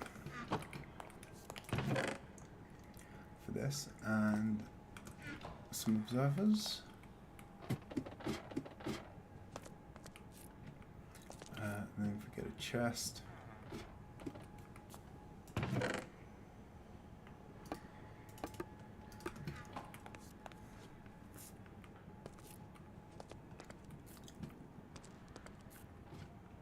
Actually, let's take all of the hoppers with us, because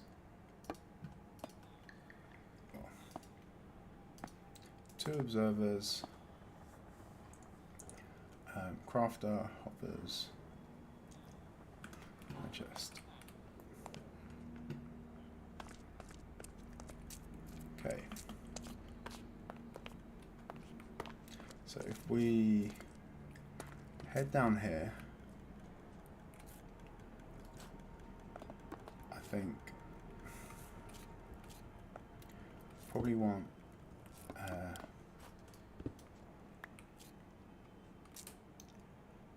hi Waddle, welcome in.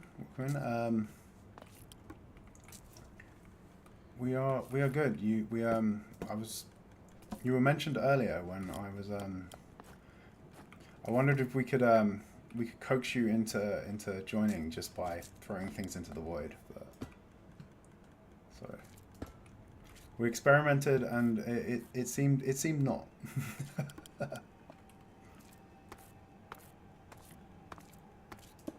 Oh, no, that's still in the wrong place.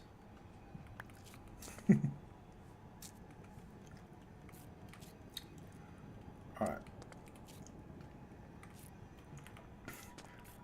Yeah, we were wondering if I was wondering if we could trigger your loot goblin, inner loot goblin. Oh well, I guess it's not really inner loot goblin, right? It's outer loot goblin.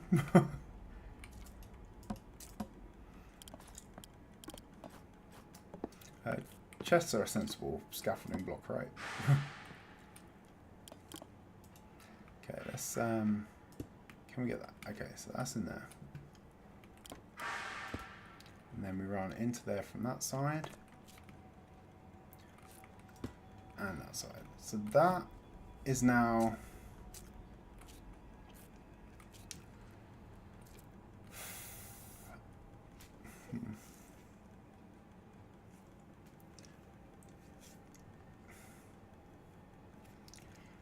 that's now going to feed the gold into the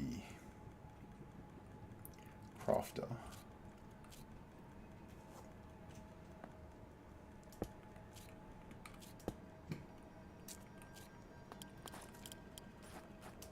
So we should basically now have a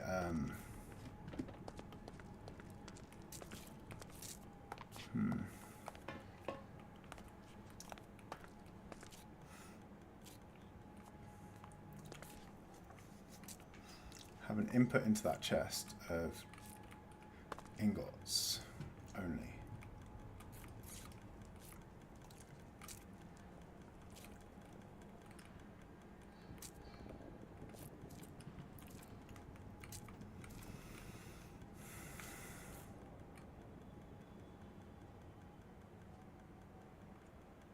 So this should only be getting ingots. We need to swap. We need to spin that around.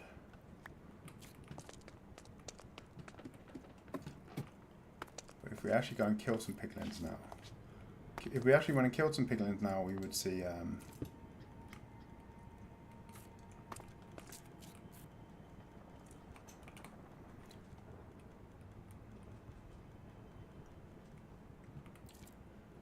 We would see ingots flowing into this chest.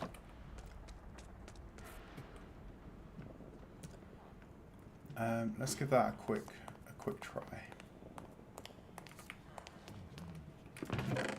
Let's grab the gold.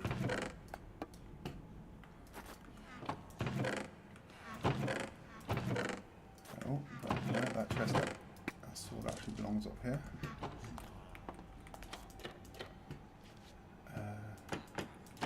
Don't actually need the bow either, because there are piglins in the drop chute. So we just give one of these a tap. The rest should come running. We should probably try and fix that as well. A lot of them do end up in the falling off the bridge on their way over. So we could probably do some work to align that.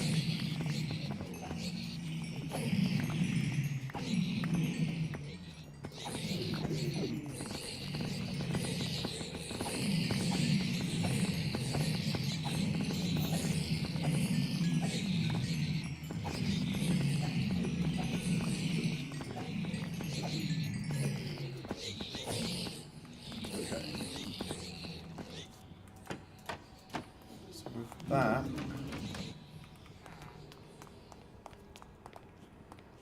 did we get anyone outside?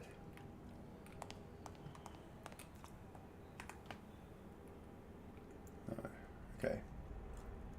Okay, so we had no spawns on the windowsills.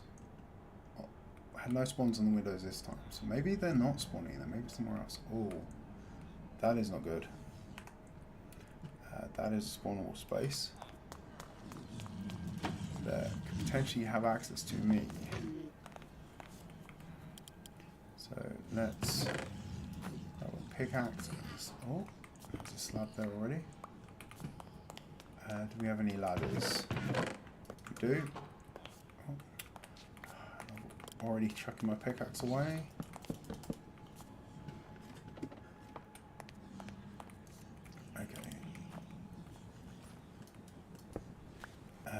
That should be a slab.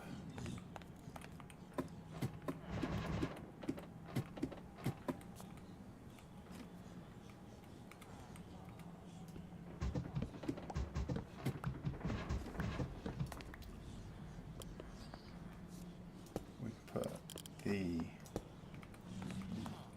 those blocks back in.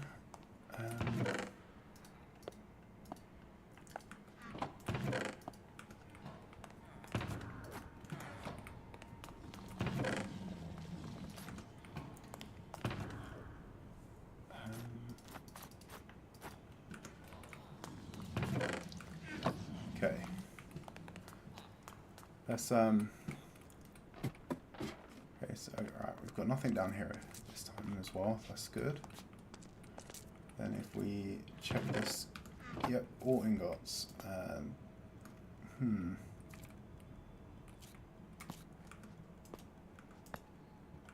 Okay. So did I clear those out? Did I clear these hoppers out earlier? I don't think I did.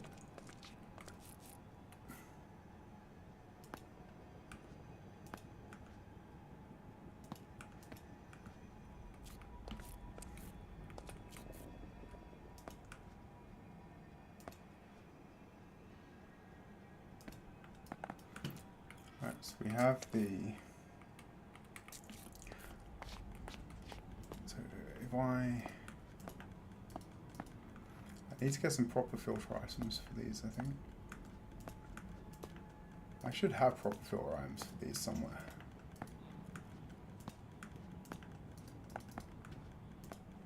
Yeah, so as we put these into the hoppers, they're flowing through.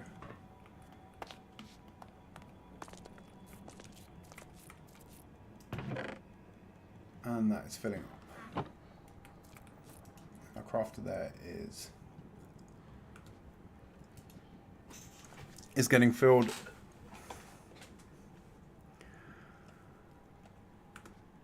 So, okay, so we've got the ingots, automatic ingots is sorted.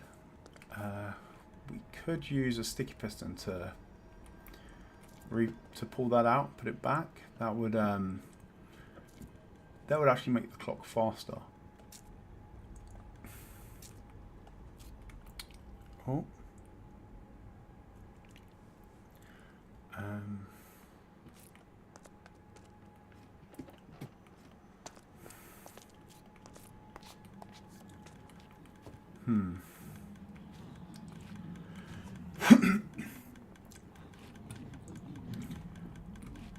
I also wonder if we could run a signal down from here.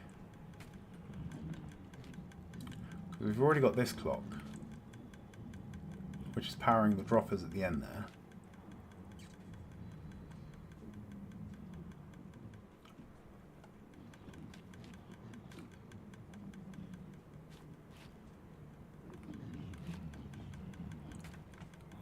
And that would mean that when we turn that off, it would turn the whole thing off.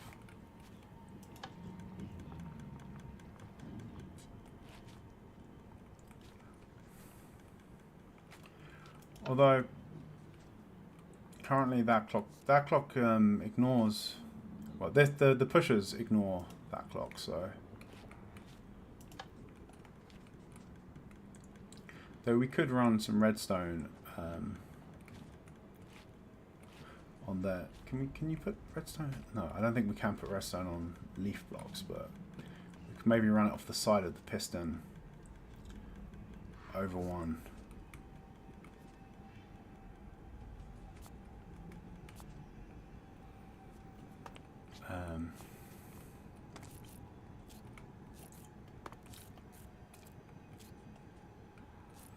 And into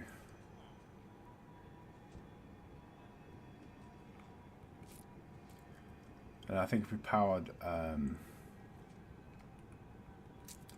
just ran power up from there over and down, we could probably disable this one for the same lever.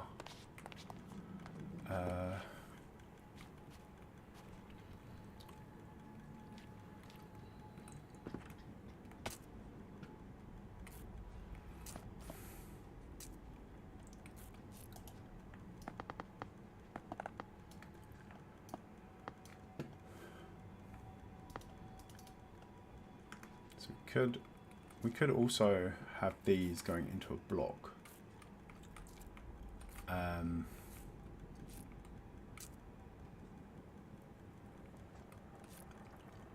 which make it easier to power it. Okay. Let's leave that for now. It's working, so but we'll look at trying to get the next step in, which will be we want to push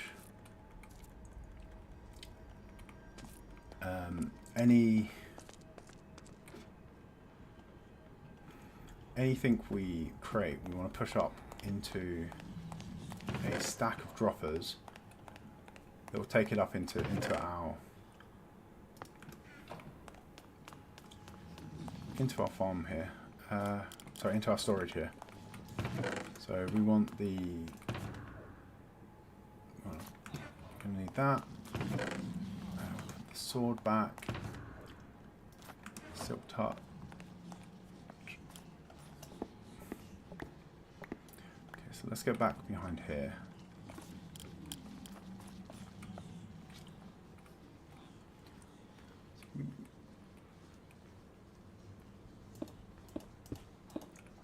So this is how we're gonna get. Oh. This is how we're going to get gold up into the storage section.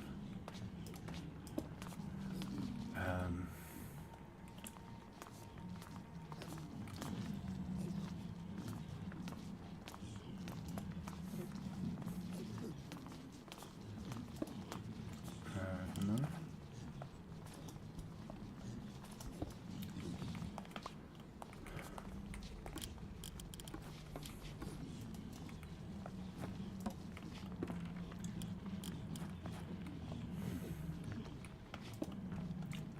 So we'll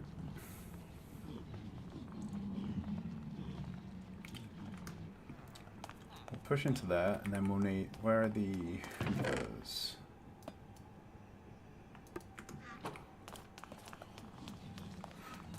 Then we'll have a hopper line.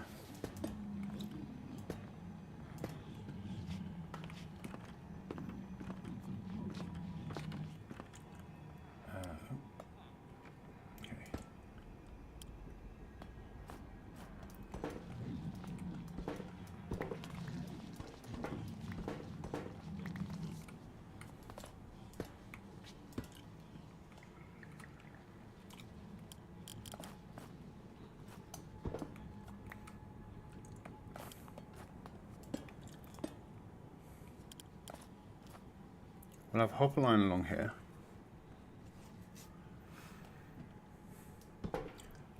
Given the changes I made over here. Yes, okay, so we can open this up now. And that'll actually give us some more space.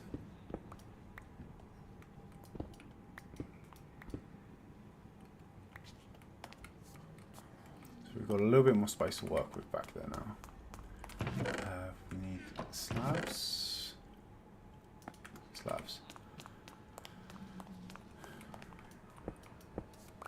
Okay.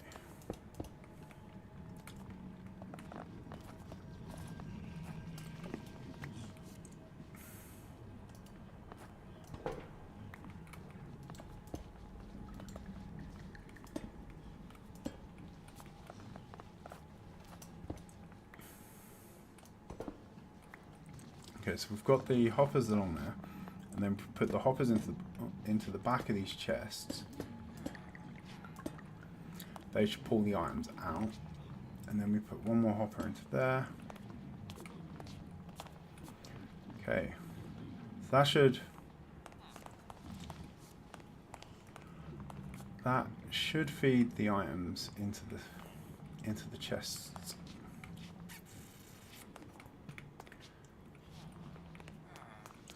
The problem is we're going to need to power those droppers.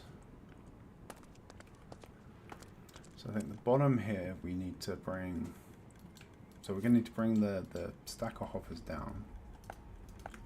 Do you place facing, you place facing away, don't you? Okay.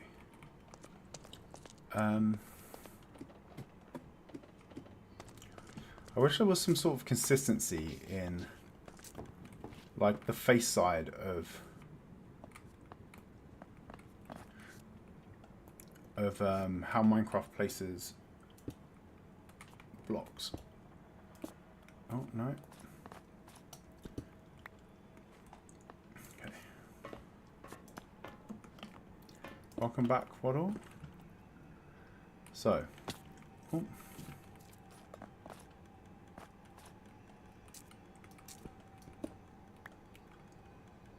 So we've got the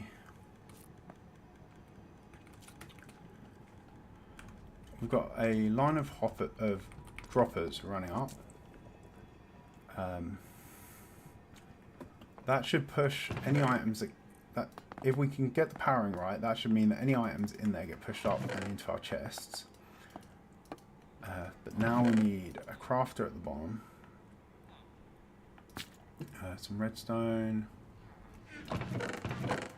Do we have comparators, repeaters, dust?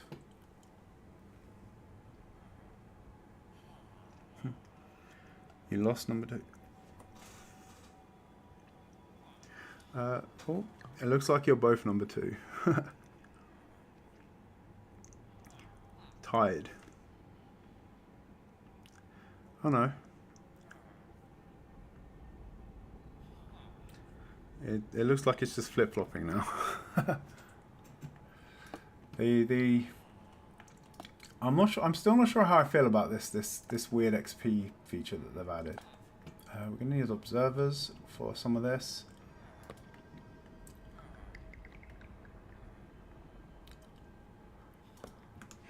Okay. I think that's all the supplies we could need, so let's get down here and see what we can build. So I think, first up, okay, which way do you face when you place? You face that way around, same as the observers. So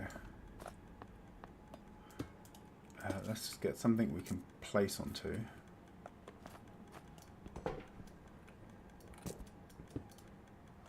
Okay, we'll go up, we'll put the crafter in, and then we'll put the observer back, sorry, the dropper back.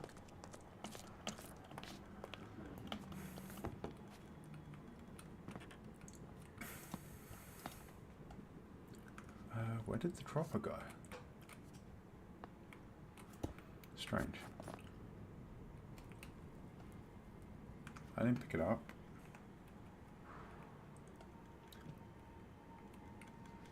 Did it land in the fire?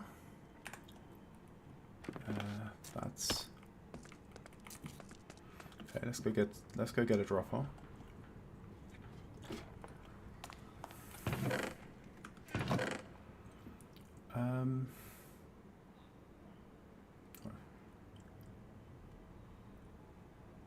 Oh, wait.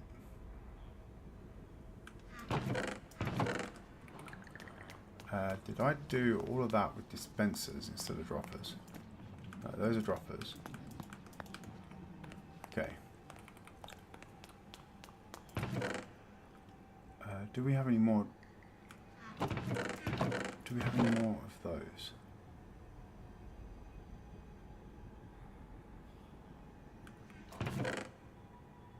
Ah, I put them in the wrong. I put them in the wrong chest. That's okay.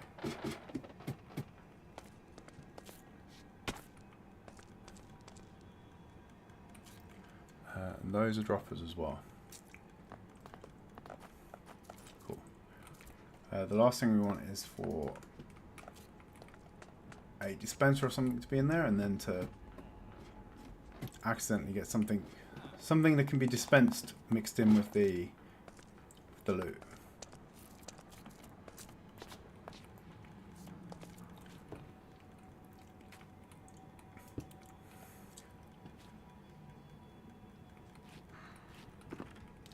I think this is now the wrong way.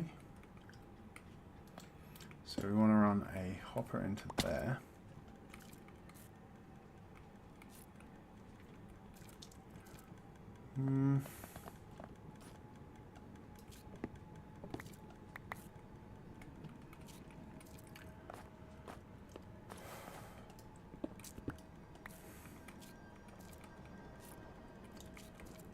I'm actually thinking now that we can rejig this a little bit to put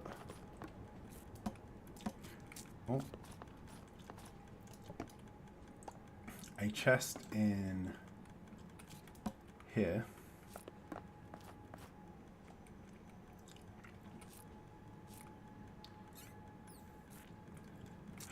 No, we can't.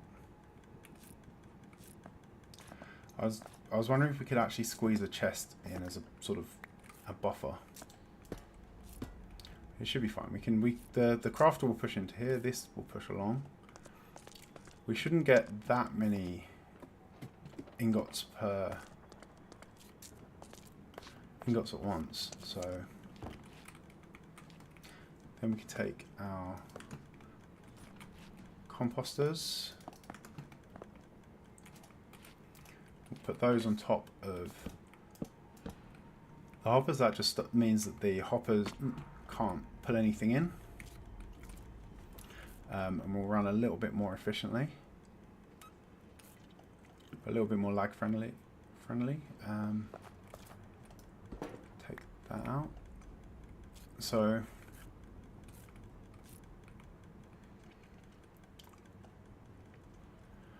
now we need to power this every time it hits the right signal strength.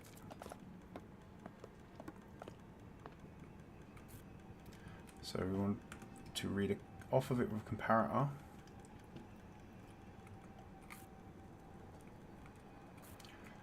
We can read off into a comparator.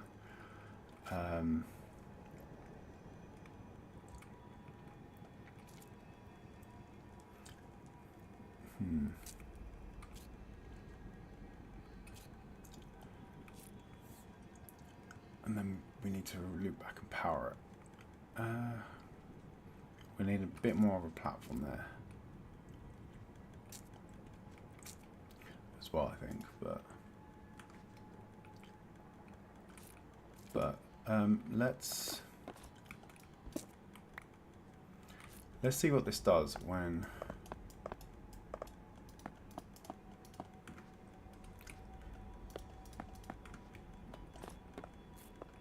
we power it.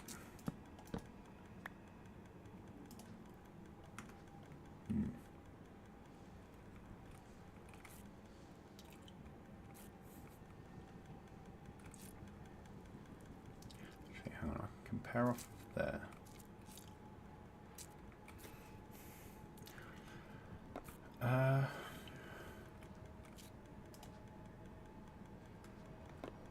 So when I is not powering it. I need to put the power in underneath. Oh, actually, no, I can just put the redstone. Okay, so that was powered. And it's pushed it into that one. But if we can get the circuitry that powers the crafter to power that dropper instead, it should mean that we can push stuff up to that level as our baseline.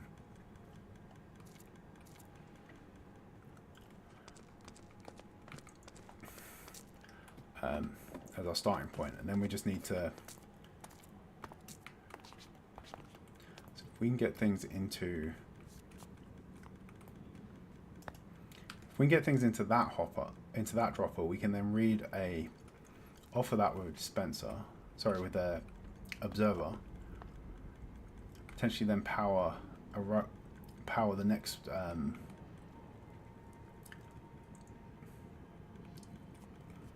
power this one, which would then push up again, and then we can probably get it to quite efficiently move stuff up the chain. Okay, so we're probably going to need a solid block, of which I have none in my inventory.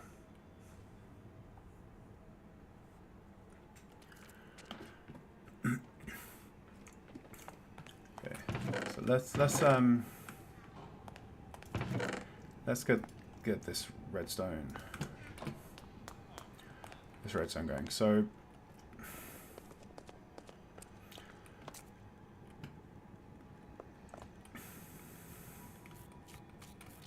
first and foremost, we want to power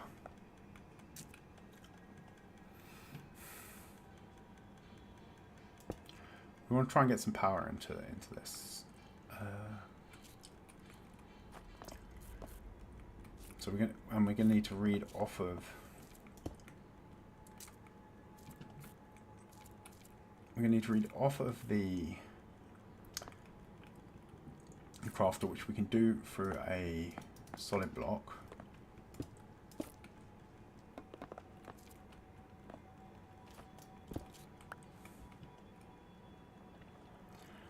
And if we run that into another solid block,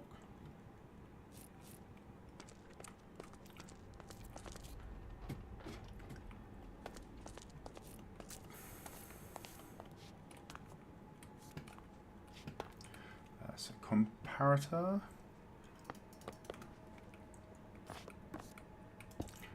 there. So that should light up when there is. I'm gonna lose this, but oh well. Okay. Yeah, so as we put stuff in there, the signal strength on that will change.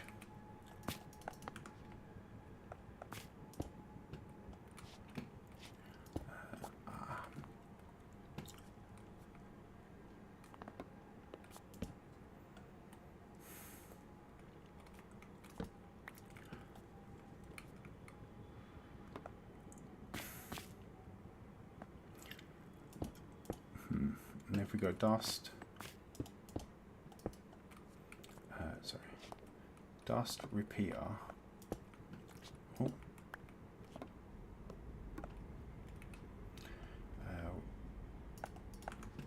Dust into a repeater. I said repeater. Oh, okay, this is a bit too. Oh, the whole circuit's a bit too long.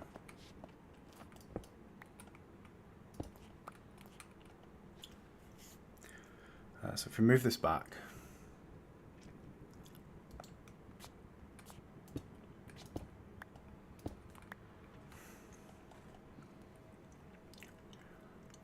then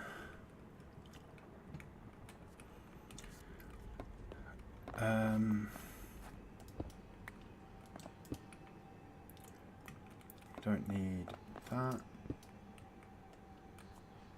That is a block. We don't need the one underneath.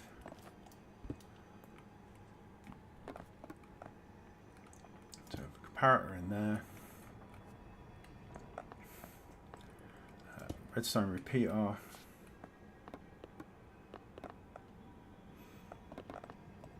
A dust.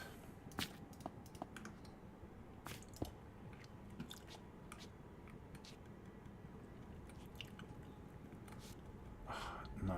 But then I need to feed in a. Okay.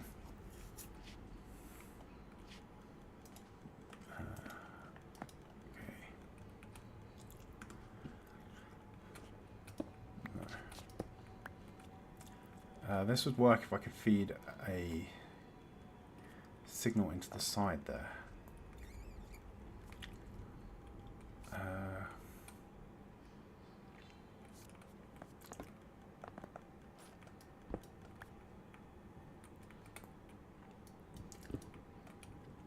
Can I run a signal?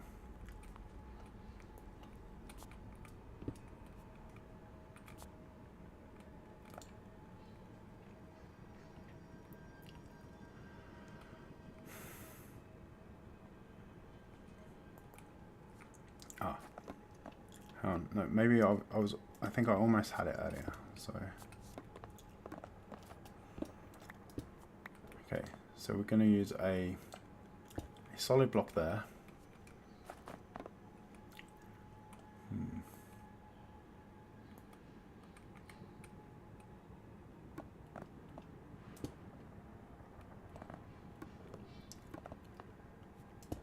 Run a comparator there.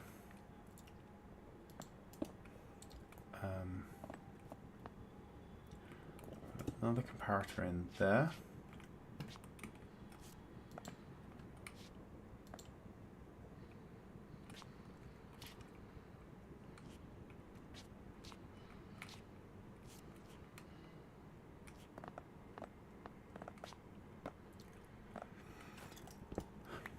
No, hang on.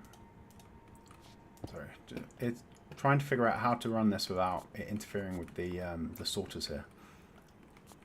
Okay, so if we run it like that, then we can have a repeater there into this block.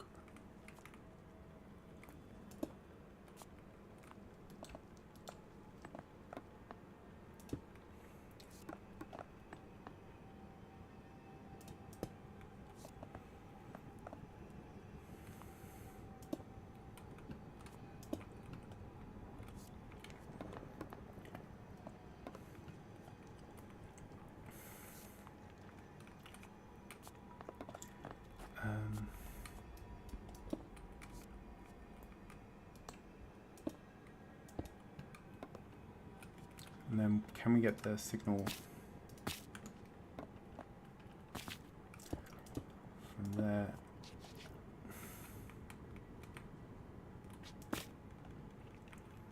into that block?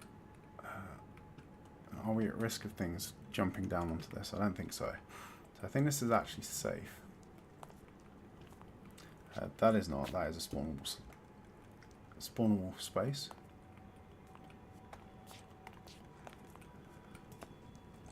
But now if we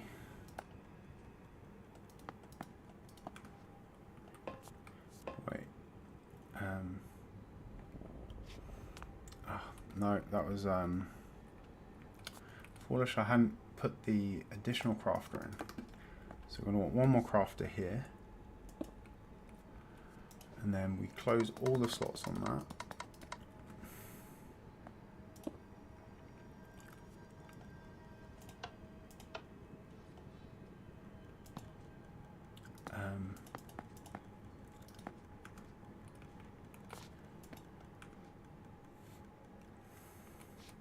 But where did our stuff end up?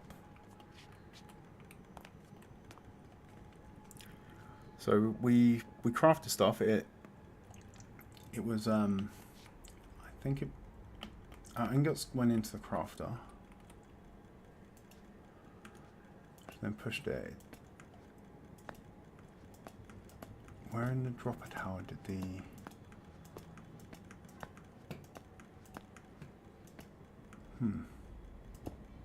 Oh.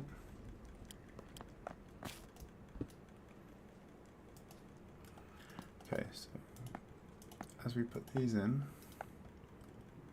okay, so that's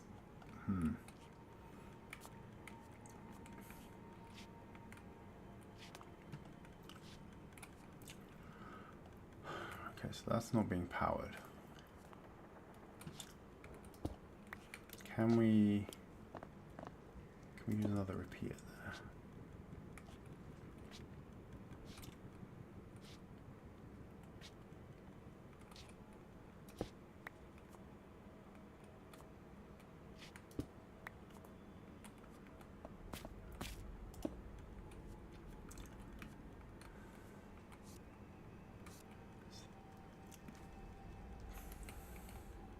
So that block should have power now. So that is triggered.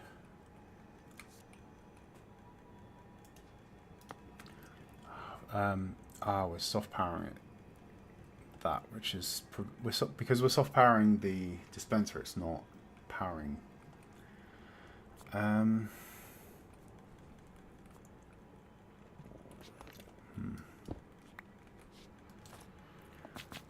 If I put a block there and a redstone dust on top, what do we have? So now that is not triggered. That is not triggered. Okay, so that was, which moved it into that one. So I think it needs to power.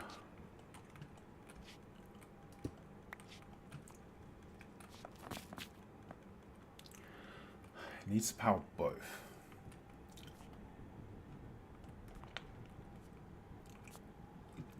Ideally we want to power this as well, which will let us push things up.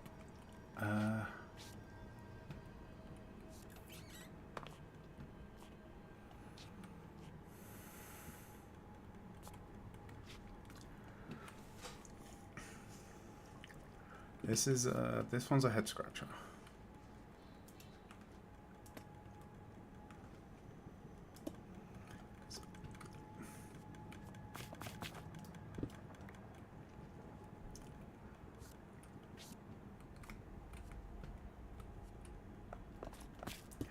Actually, can I just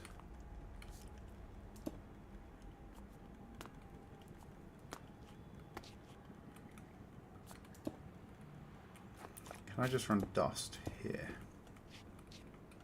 as well?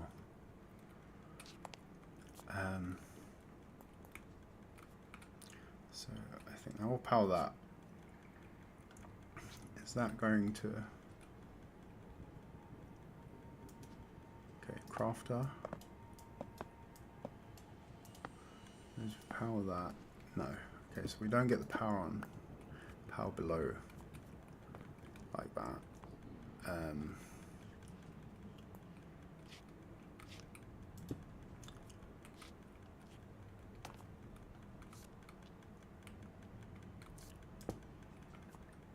Actually, wait, yes we do.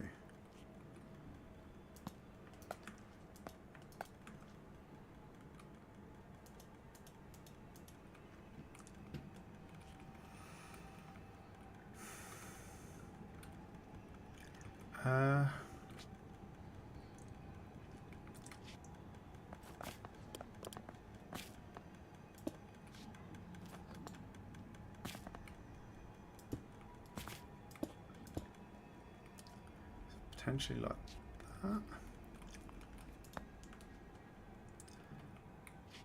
So if we run the dust round like that, now if we clear these out,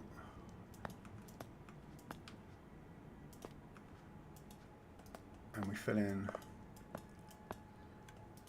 where has that ended up? Okay, that's made it to there. If we do it again,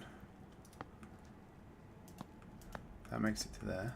That one's made it up to this one. Okay, that's what we want. We want to get the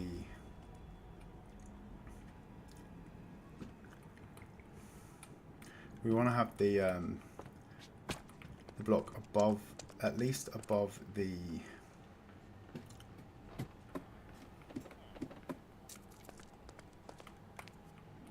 middle. Above the fire.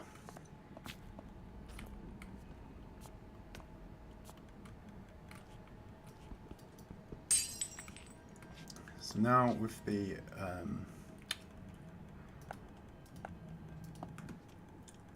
okay, which way do you guys face when I place you?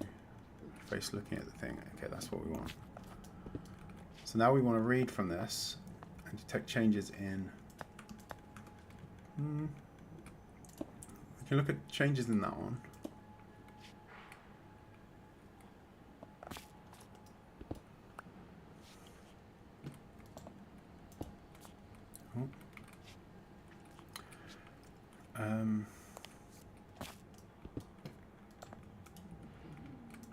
So we read changes in that one, and then we should be able to just tower up here, placing these, and then as soon as something starts to get placed, so it starts to make its way into the droppers, it will get catapulted all the way up here to our top observer there.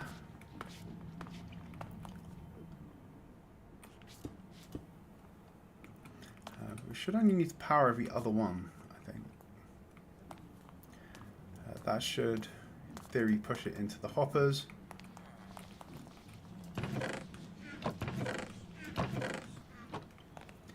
And then we should see something in there, I believe.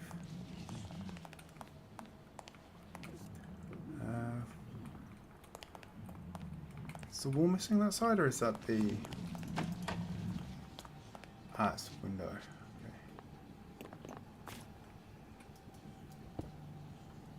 Okay. Oh no, no, it's not a window. It's just empty.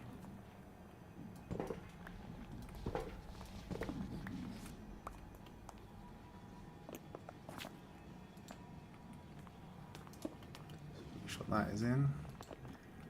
We need a wall for that side bit there. Here we go. Polished black stone wall.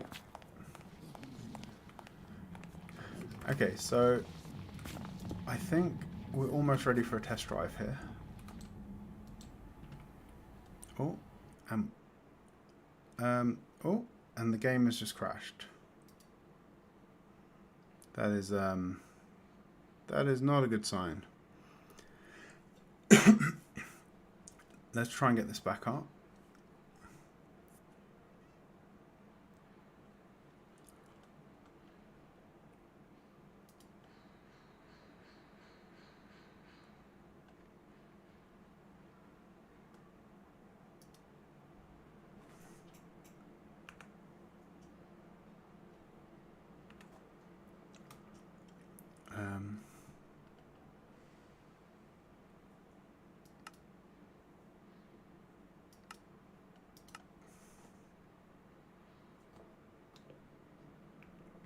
Here we go. Let's see. Okay.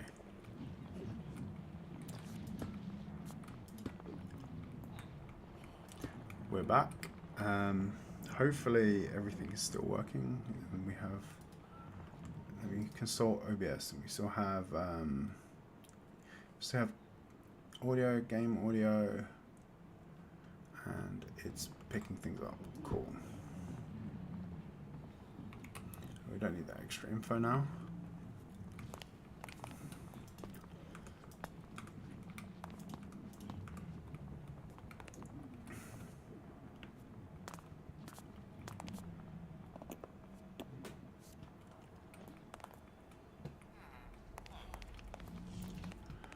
We could probably swap some of these observers out for note blocks, actually. So I think we'd only need... Yeah, I mean, that one could be a note block. We probably only need it every other level. So probably don't need that one. We can make it more materially efficient later, I guess. If we put in 9 of those.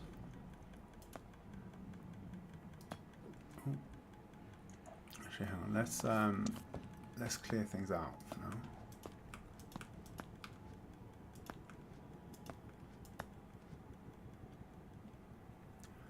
No. Oh, wait. No. These observers are the wrong way around. That's a problem.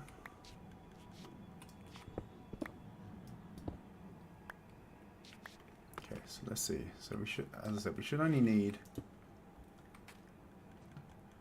one every other level.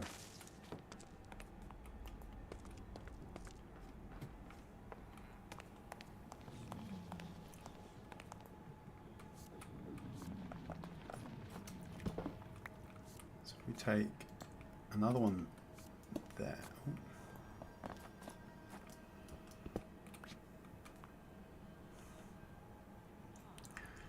We take one there, and then we want one in there.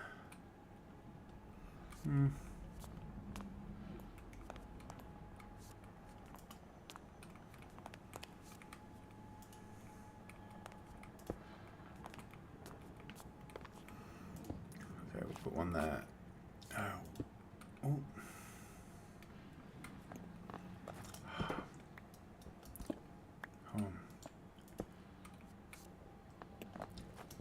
Why does it have to be this hard?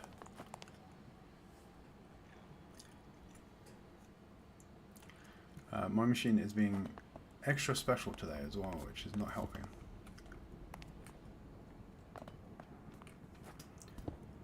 Okay.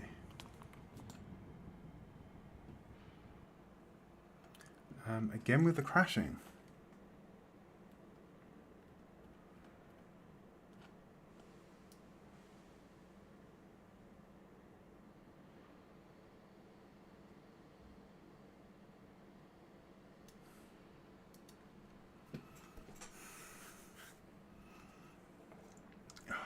Okay, let's start it up again. Let's start the game again. Hopefully we'll be okay this time.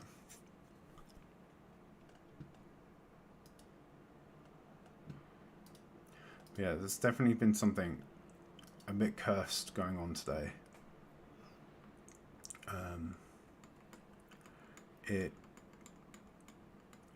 I mean, we saw it earlier as well when we reloaded the resource packs, and suddenly the screen went squiff. So I hope that hopefully now. Okay, I've had two chances now. Now you behave.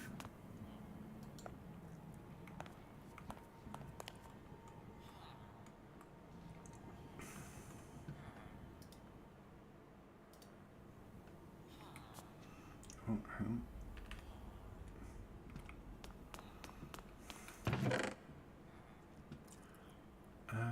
Okay. We want a block of some description.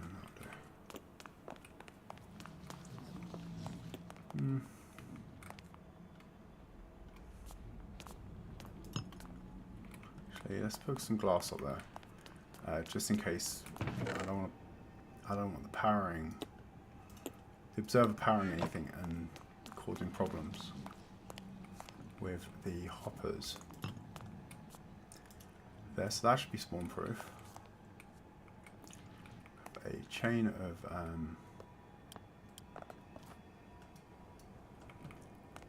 that we need to put. We actually need to fill that wall in as well. No, I have walls.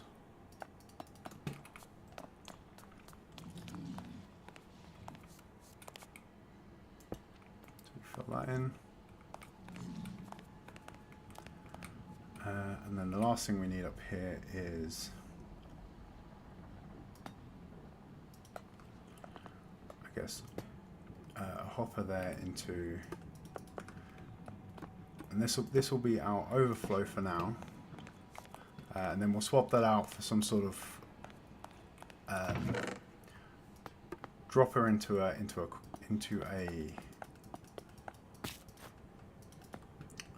some sort of dropper into a lava cauldron setup. Let's empty our pockets a little bit. What is in here that shouldn't be in here?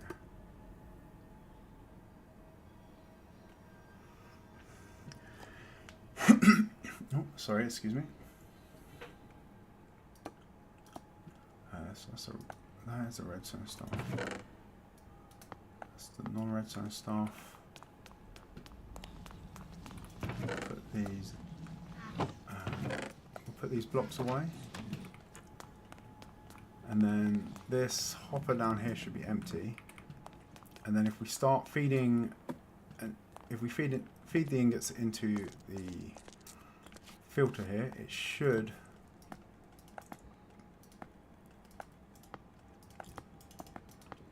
then catapult them up into. There we go. That's fired. So that's got, okay. So it made it to there. So I think it's going to buffer one in the pipe at all times. Yeah, so that's gone into there, which is then triggered up the chain there. And okay, we have a gold block in the storage. So then if we feed the rest in,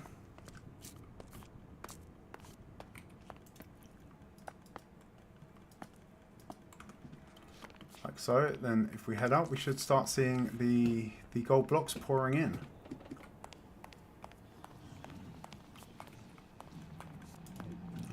here we go. That is a nice site. So we could put. Let's clear that stuff up.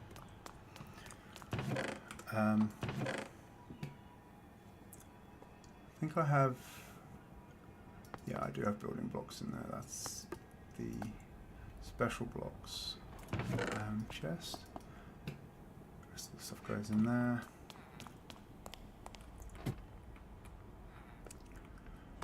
We can feed this.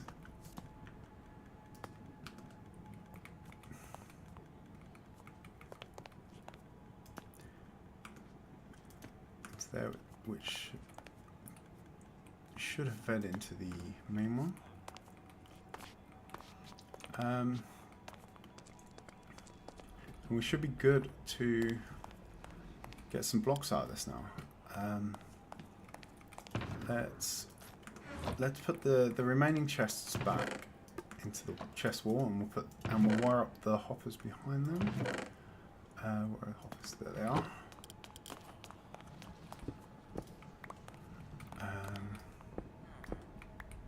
Okay, so we don't actually need that either, to be honest. All there. Okay. Yeah, we've got quite a bunch of space back here as well, so we'll be able to use all of that to set up the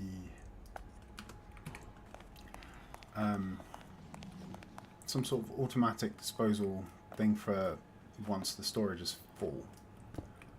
Otherwise, it will start spewing gold blocks everywhere, which is not what we want. Okay, I'll put those in.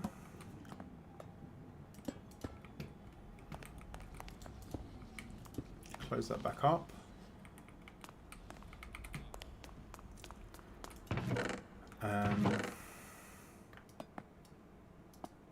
No, chests and hoppers in there, other blocks in there.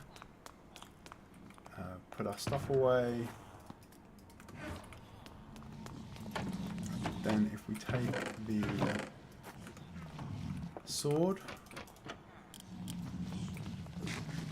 make sure we eat.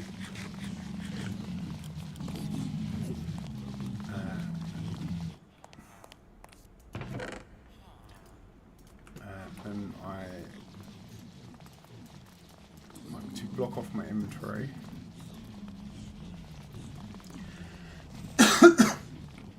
So I'm not going to accidentally pick anything up.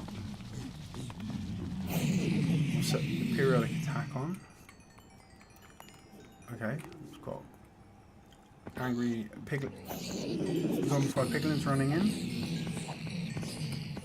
So those are all coming in.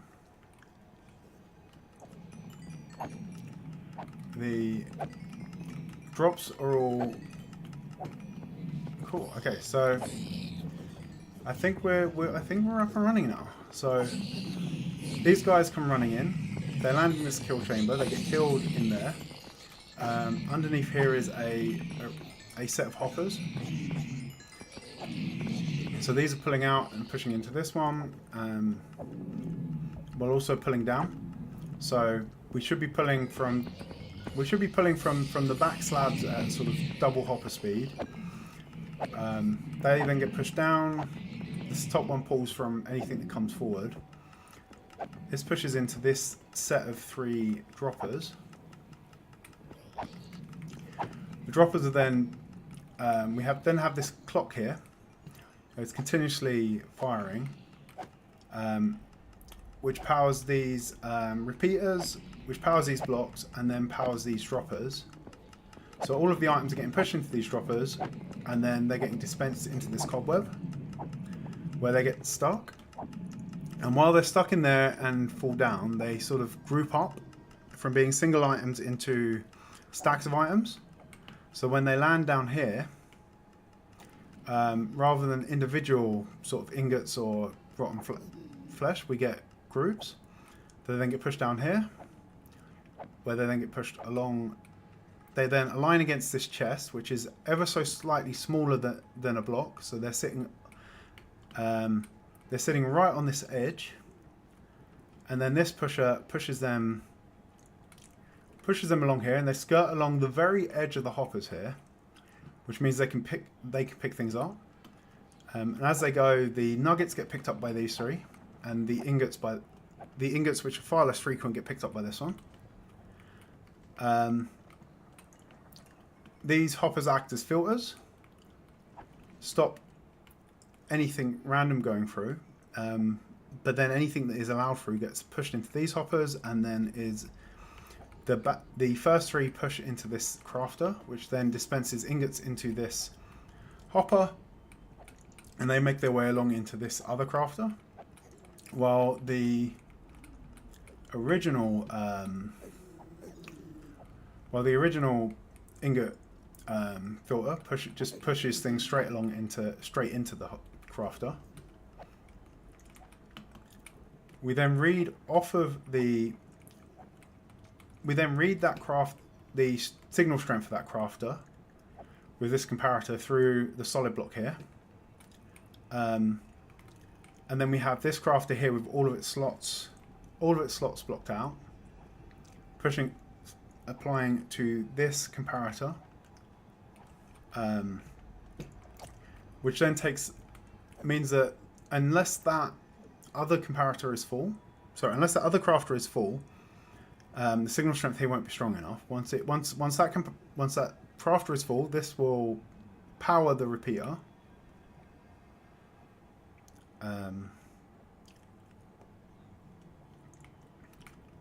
Although, why are we not seeing much in terms of... Why is this not actually firing?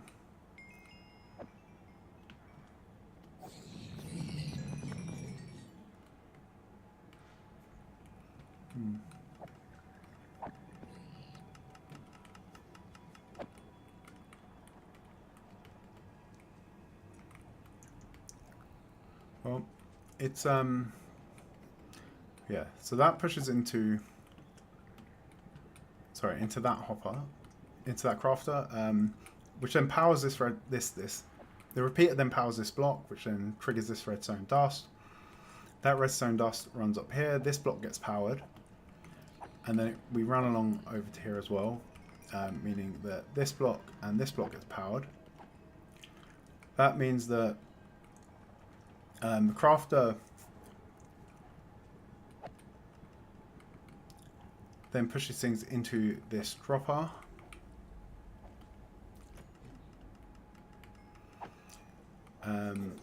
which then manages to make its way up to effectively that then manages to get the gold block pushed up to here.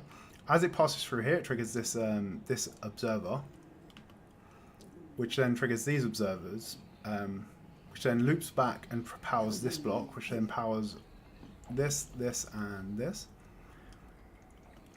and that then pushes the block all the way up into these hoppers up here.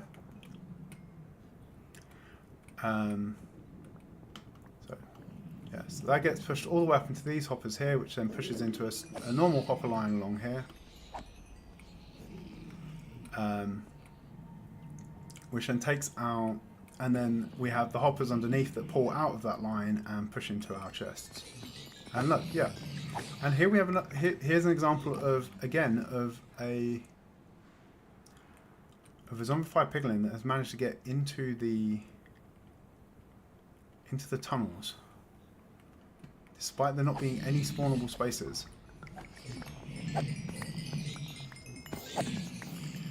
Let's have a look at how this is doing.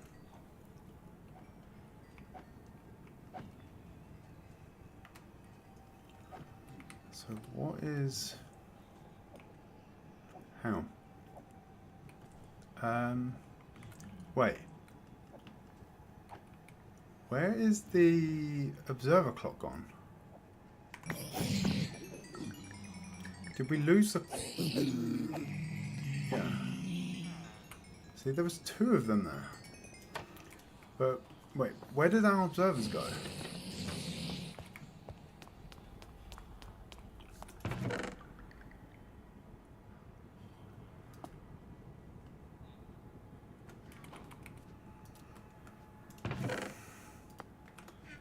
That is did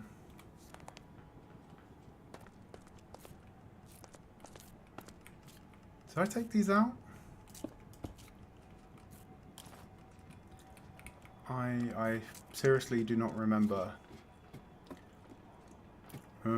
touching those. Maybe the crash messed with it. Okay, so let's grab a pickaxe and then see if we can get the observer clock up and running. And that is why we weren't seeing as many things come through as we were expecting, because it was not firing the ingots. Okay, so let's give that a fix. Oh.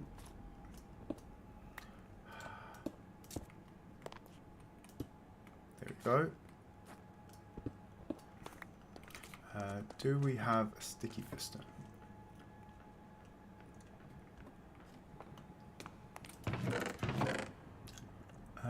We do not. We do have a piston and a slime ball though.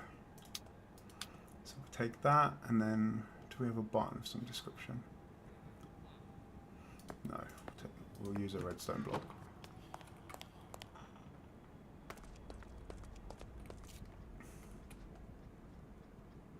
So one sticky piston.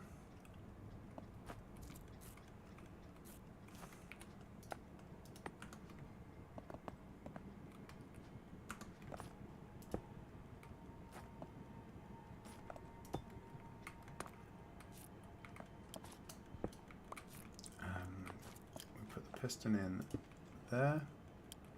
Take that out. And now that clock should run twice as fast as it was.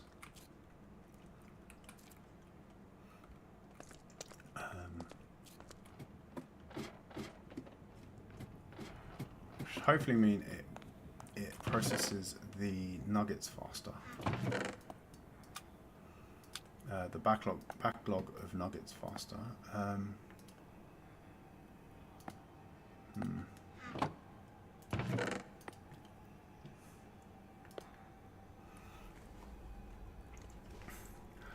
Okay, so I think we're now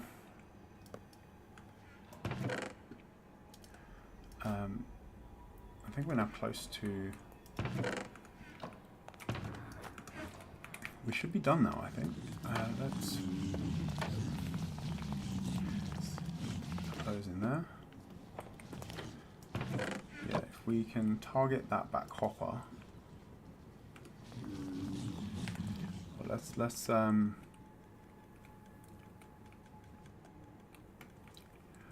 see what's the inventory in here. So yeah, we can see the we can see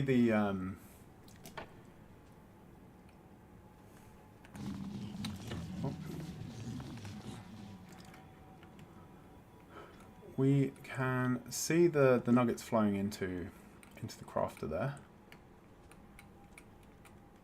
I'm guessing these are all full at the moment. Yes. So those are flowing into the crafter. The ingots get pushed into here. They move along the line. They end up in the crafter.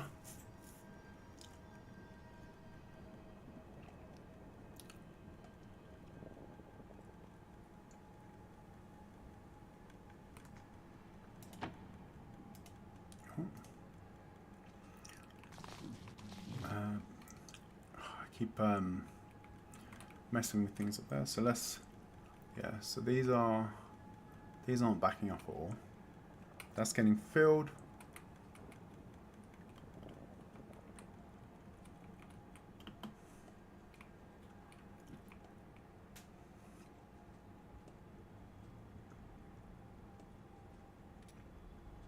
There we go.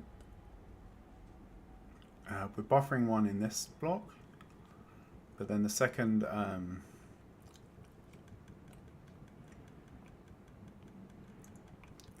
second trigger should move it up to here, and then the chain of observers is then set off. Come on. Oh, yep, there we go. And then we saw that. So I think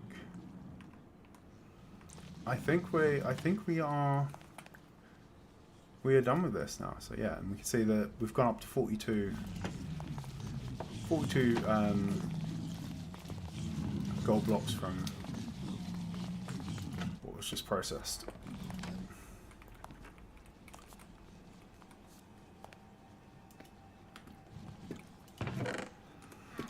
That we can fix up. We'll put a slab back where that chest is. That was mostly just that I didn't have to keep running up and down the ladder to transport stuff.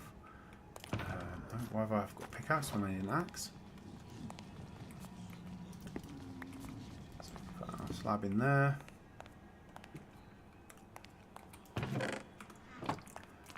And then assuming everything continues working as it should, we might make, as I said, we might be able to make a couple of tweaks to make it a bit cheaper in terms of materials by swapping out some of those observers for note blocks. But with that, the only thing I guess left is to tear down a lot of the the cobble slabs down here. So once we can clear up the cobble slabs, and I guess to also run the soul sand all the way along as well. So we've got faster movement all the way down to here, and then yeah, this will actually be done. But I think I'm going to call it here. I need to go get some lunch, and then I have some stuff to deal with this afternoon. But yeah, I think this has come out quite nice. So that and one more cleric. So we now have our biggest and best XP source in our world at the moment over here, where we can get some levels. We can then take those levels, come in here, we can trade some of the gold to these clowns and get some lapis for it. And then we have our fancy enchantment set up just here in order to enchant our gear. And we have a bunch of storage here for books and such that we can use to store things ready for when we need to enchant stuff. So I might start to gradually pre-fill these barrels with specialized books. So maybe I'll set some up for the helm, the chest, the legs, and the boots, and some general tool ones or something. Get those all set up and ready, and then we can just sort of nip down here and jump straight into the enchantment table. Or maybe I'll just set the boxes up with themes of different books. So we can have a box full of unbreaking books, a box full of efficiency ones, another of prop books, and so on. But yeah, I am very happy with how this has turned out. Actually, I'm not sure what I was expecting when we started, but this is actually better than I had hoped. So, on that note, I am going to go get myself some lunch. Have a good rest of your day, whatever point of it you are in, and I will see you all next week for some more Skyblock. So, if you've enjoyed this, give the video a like. If you want to see the next steps in our venture, give the channel a subscribe if you're not already subscribed, and hit the notification bell. And yeah, bye.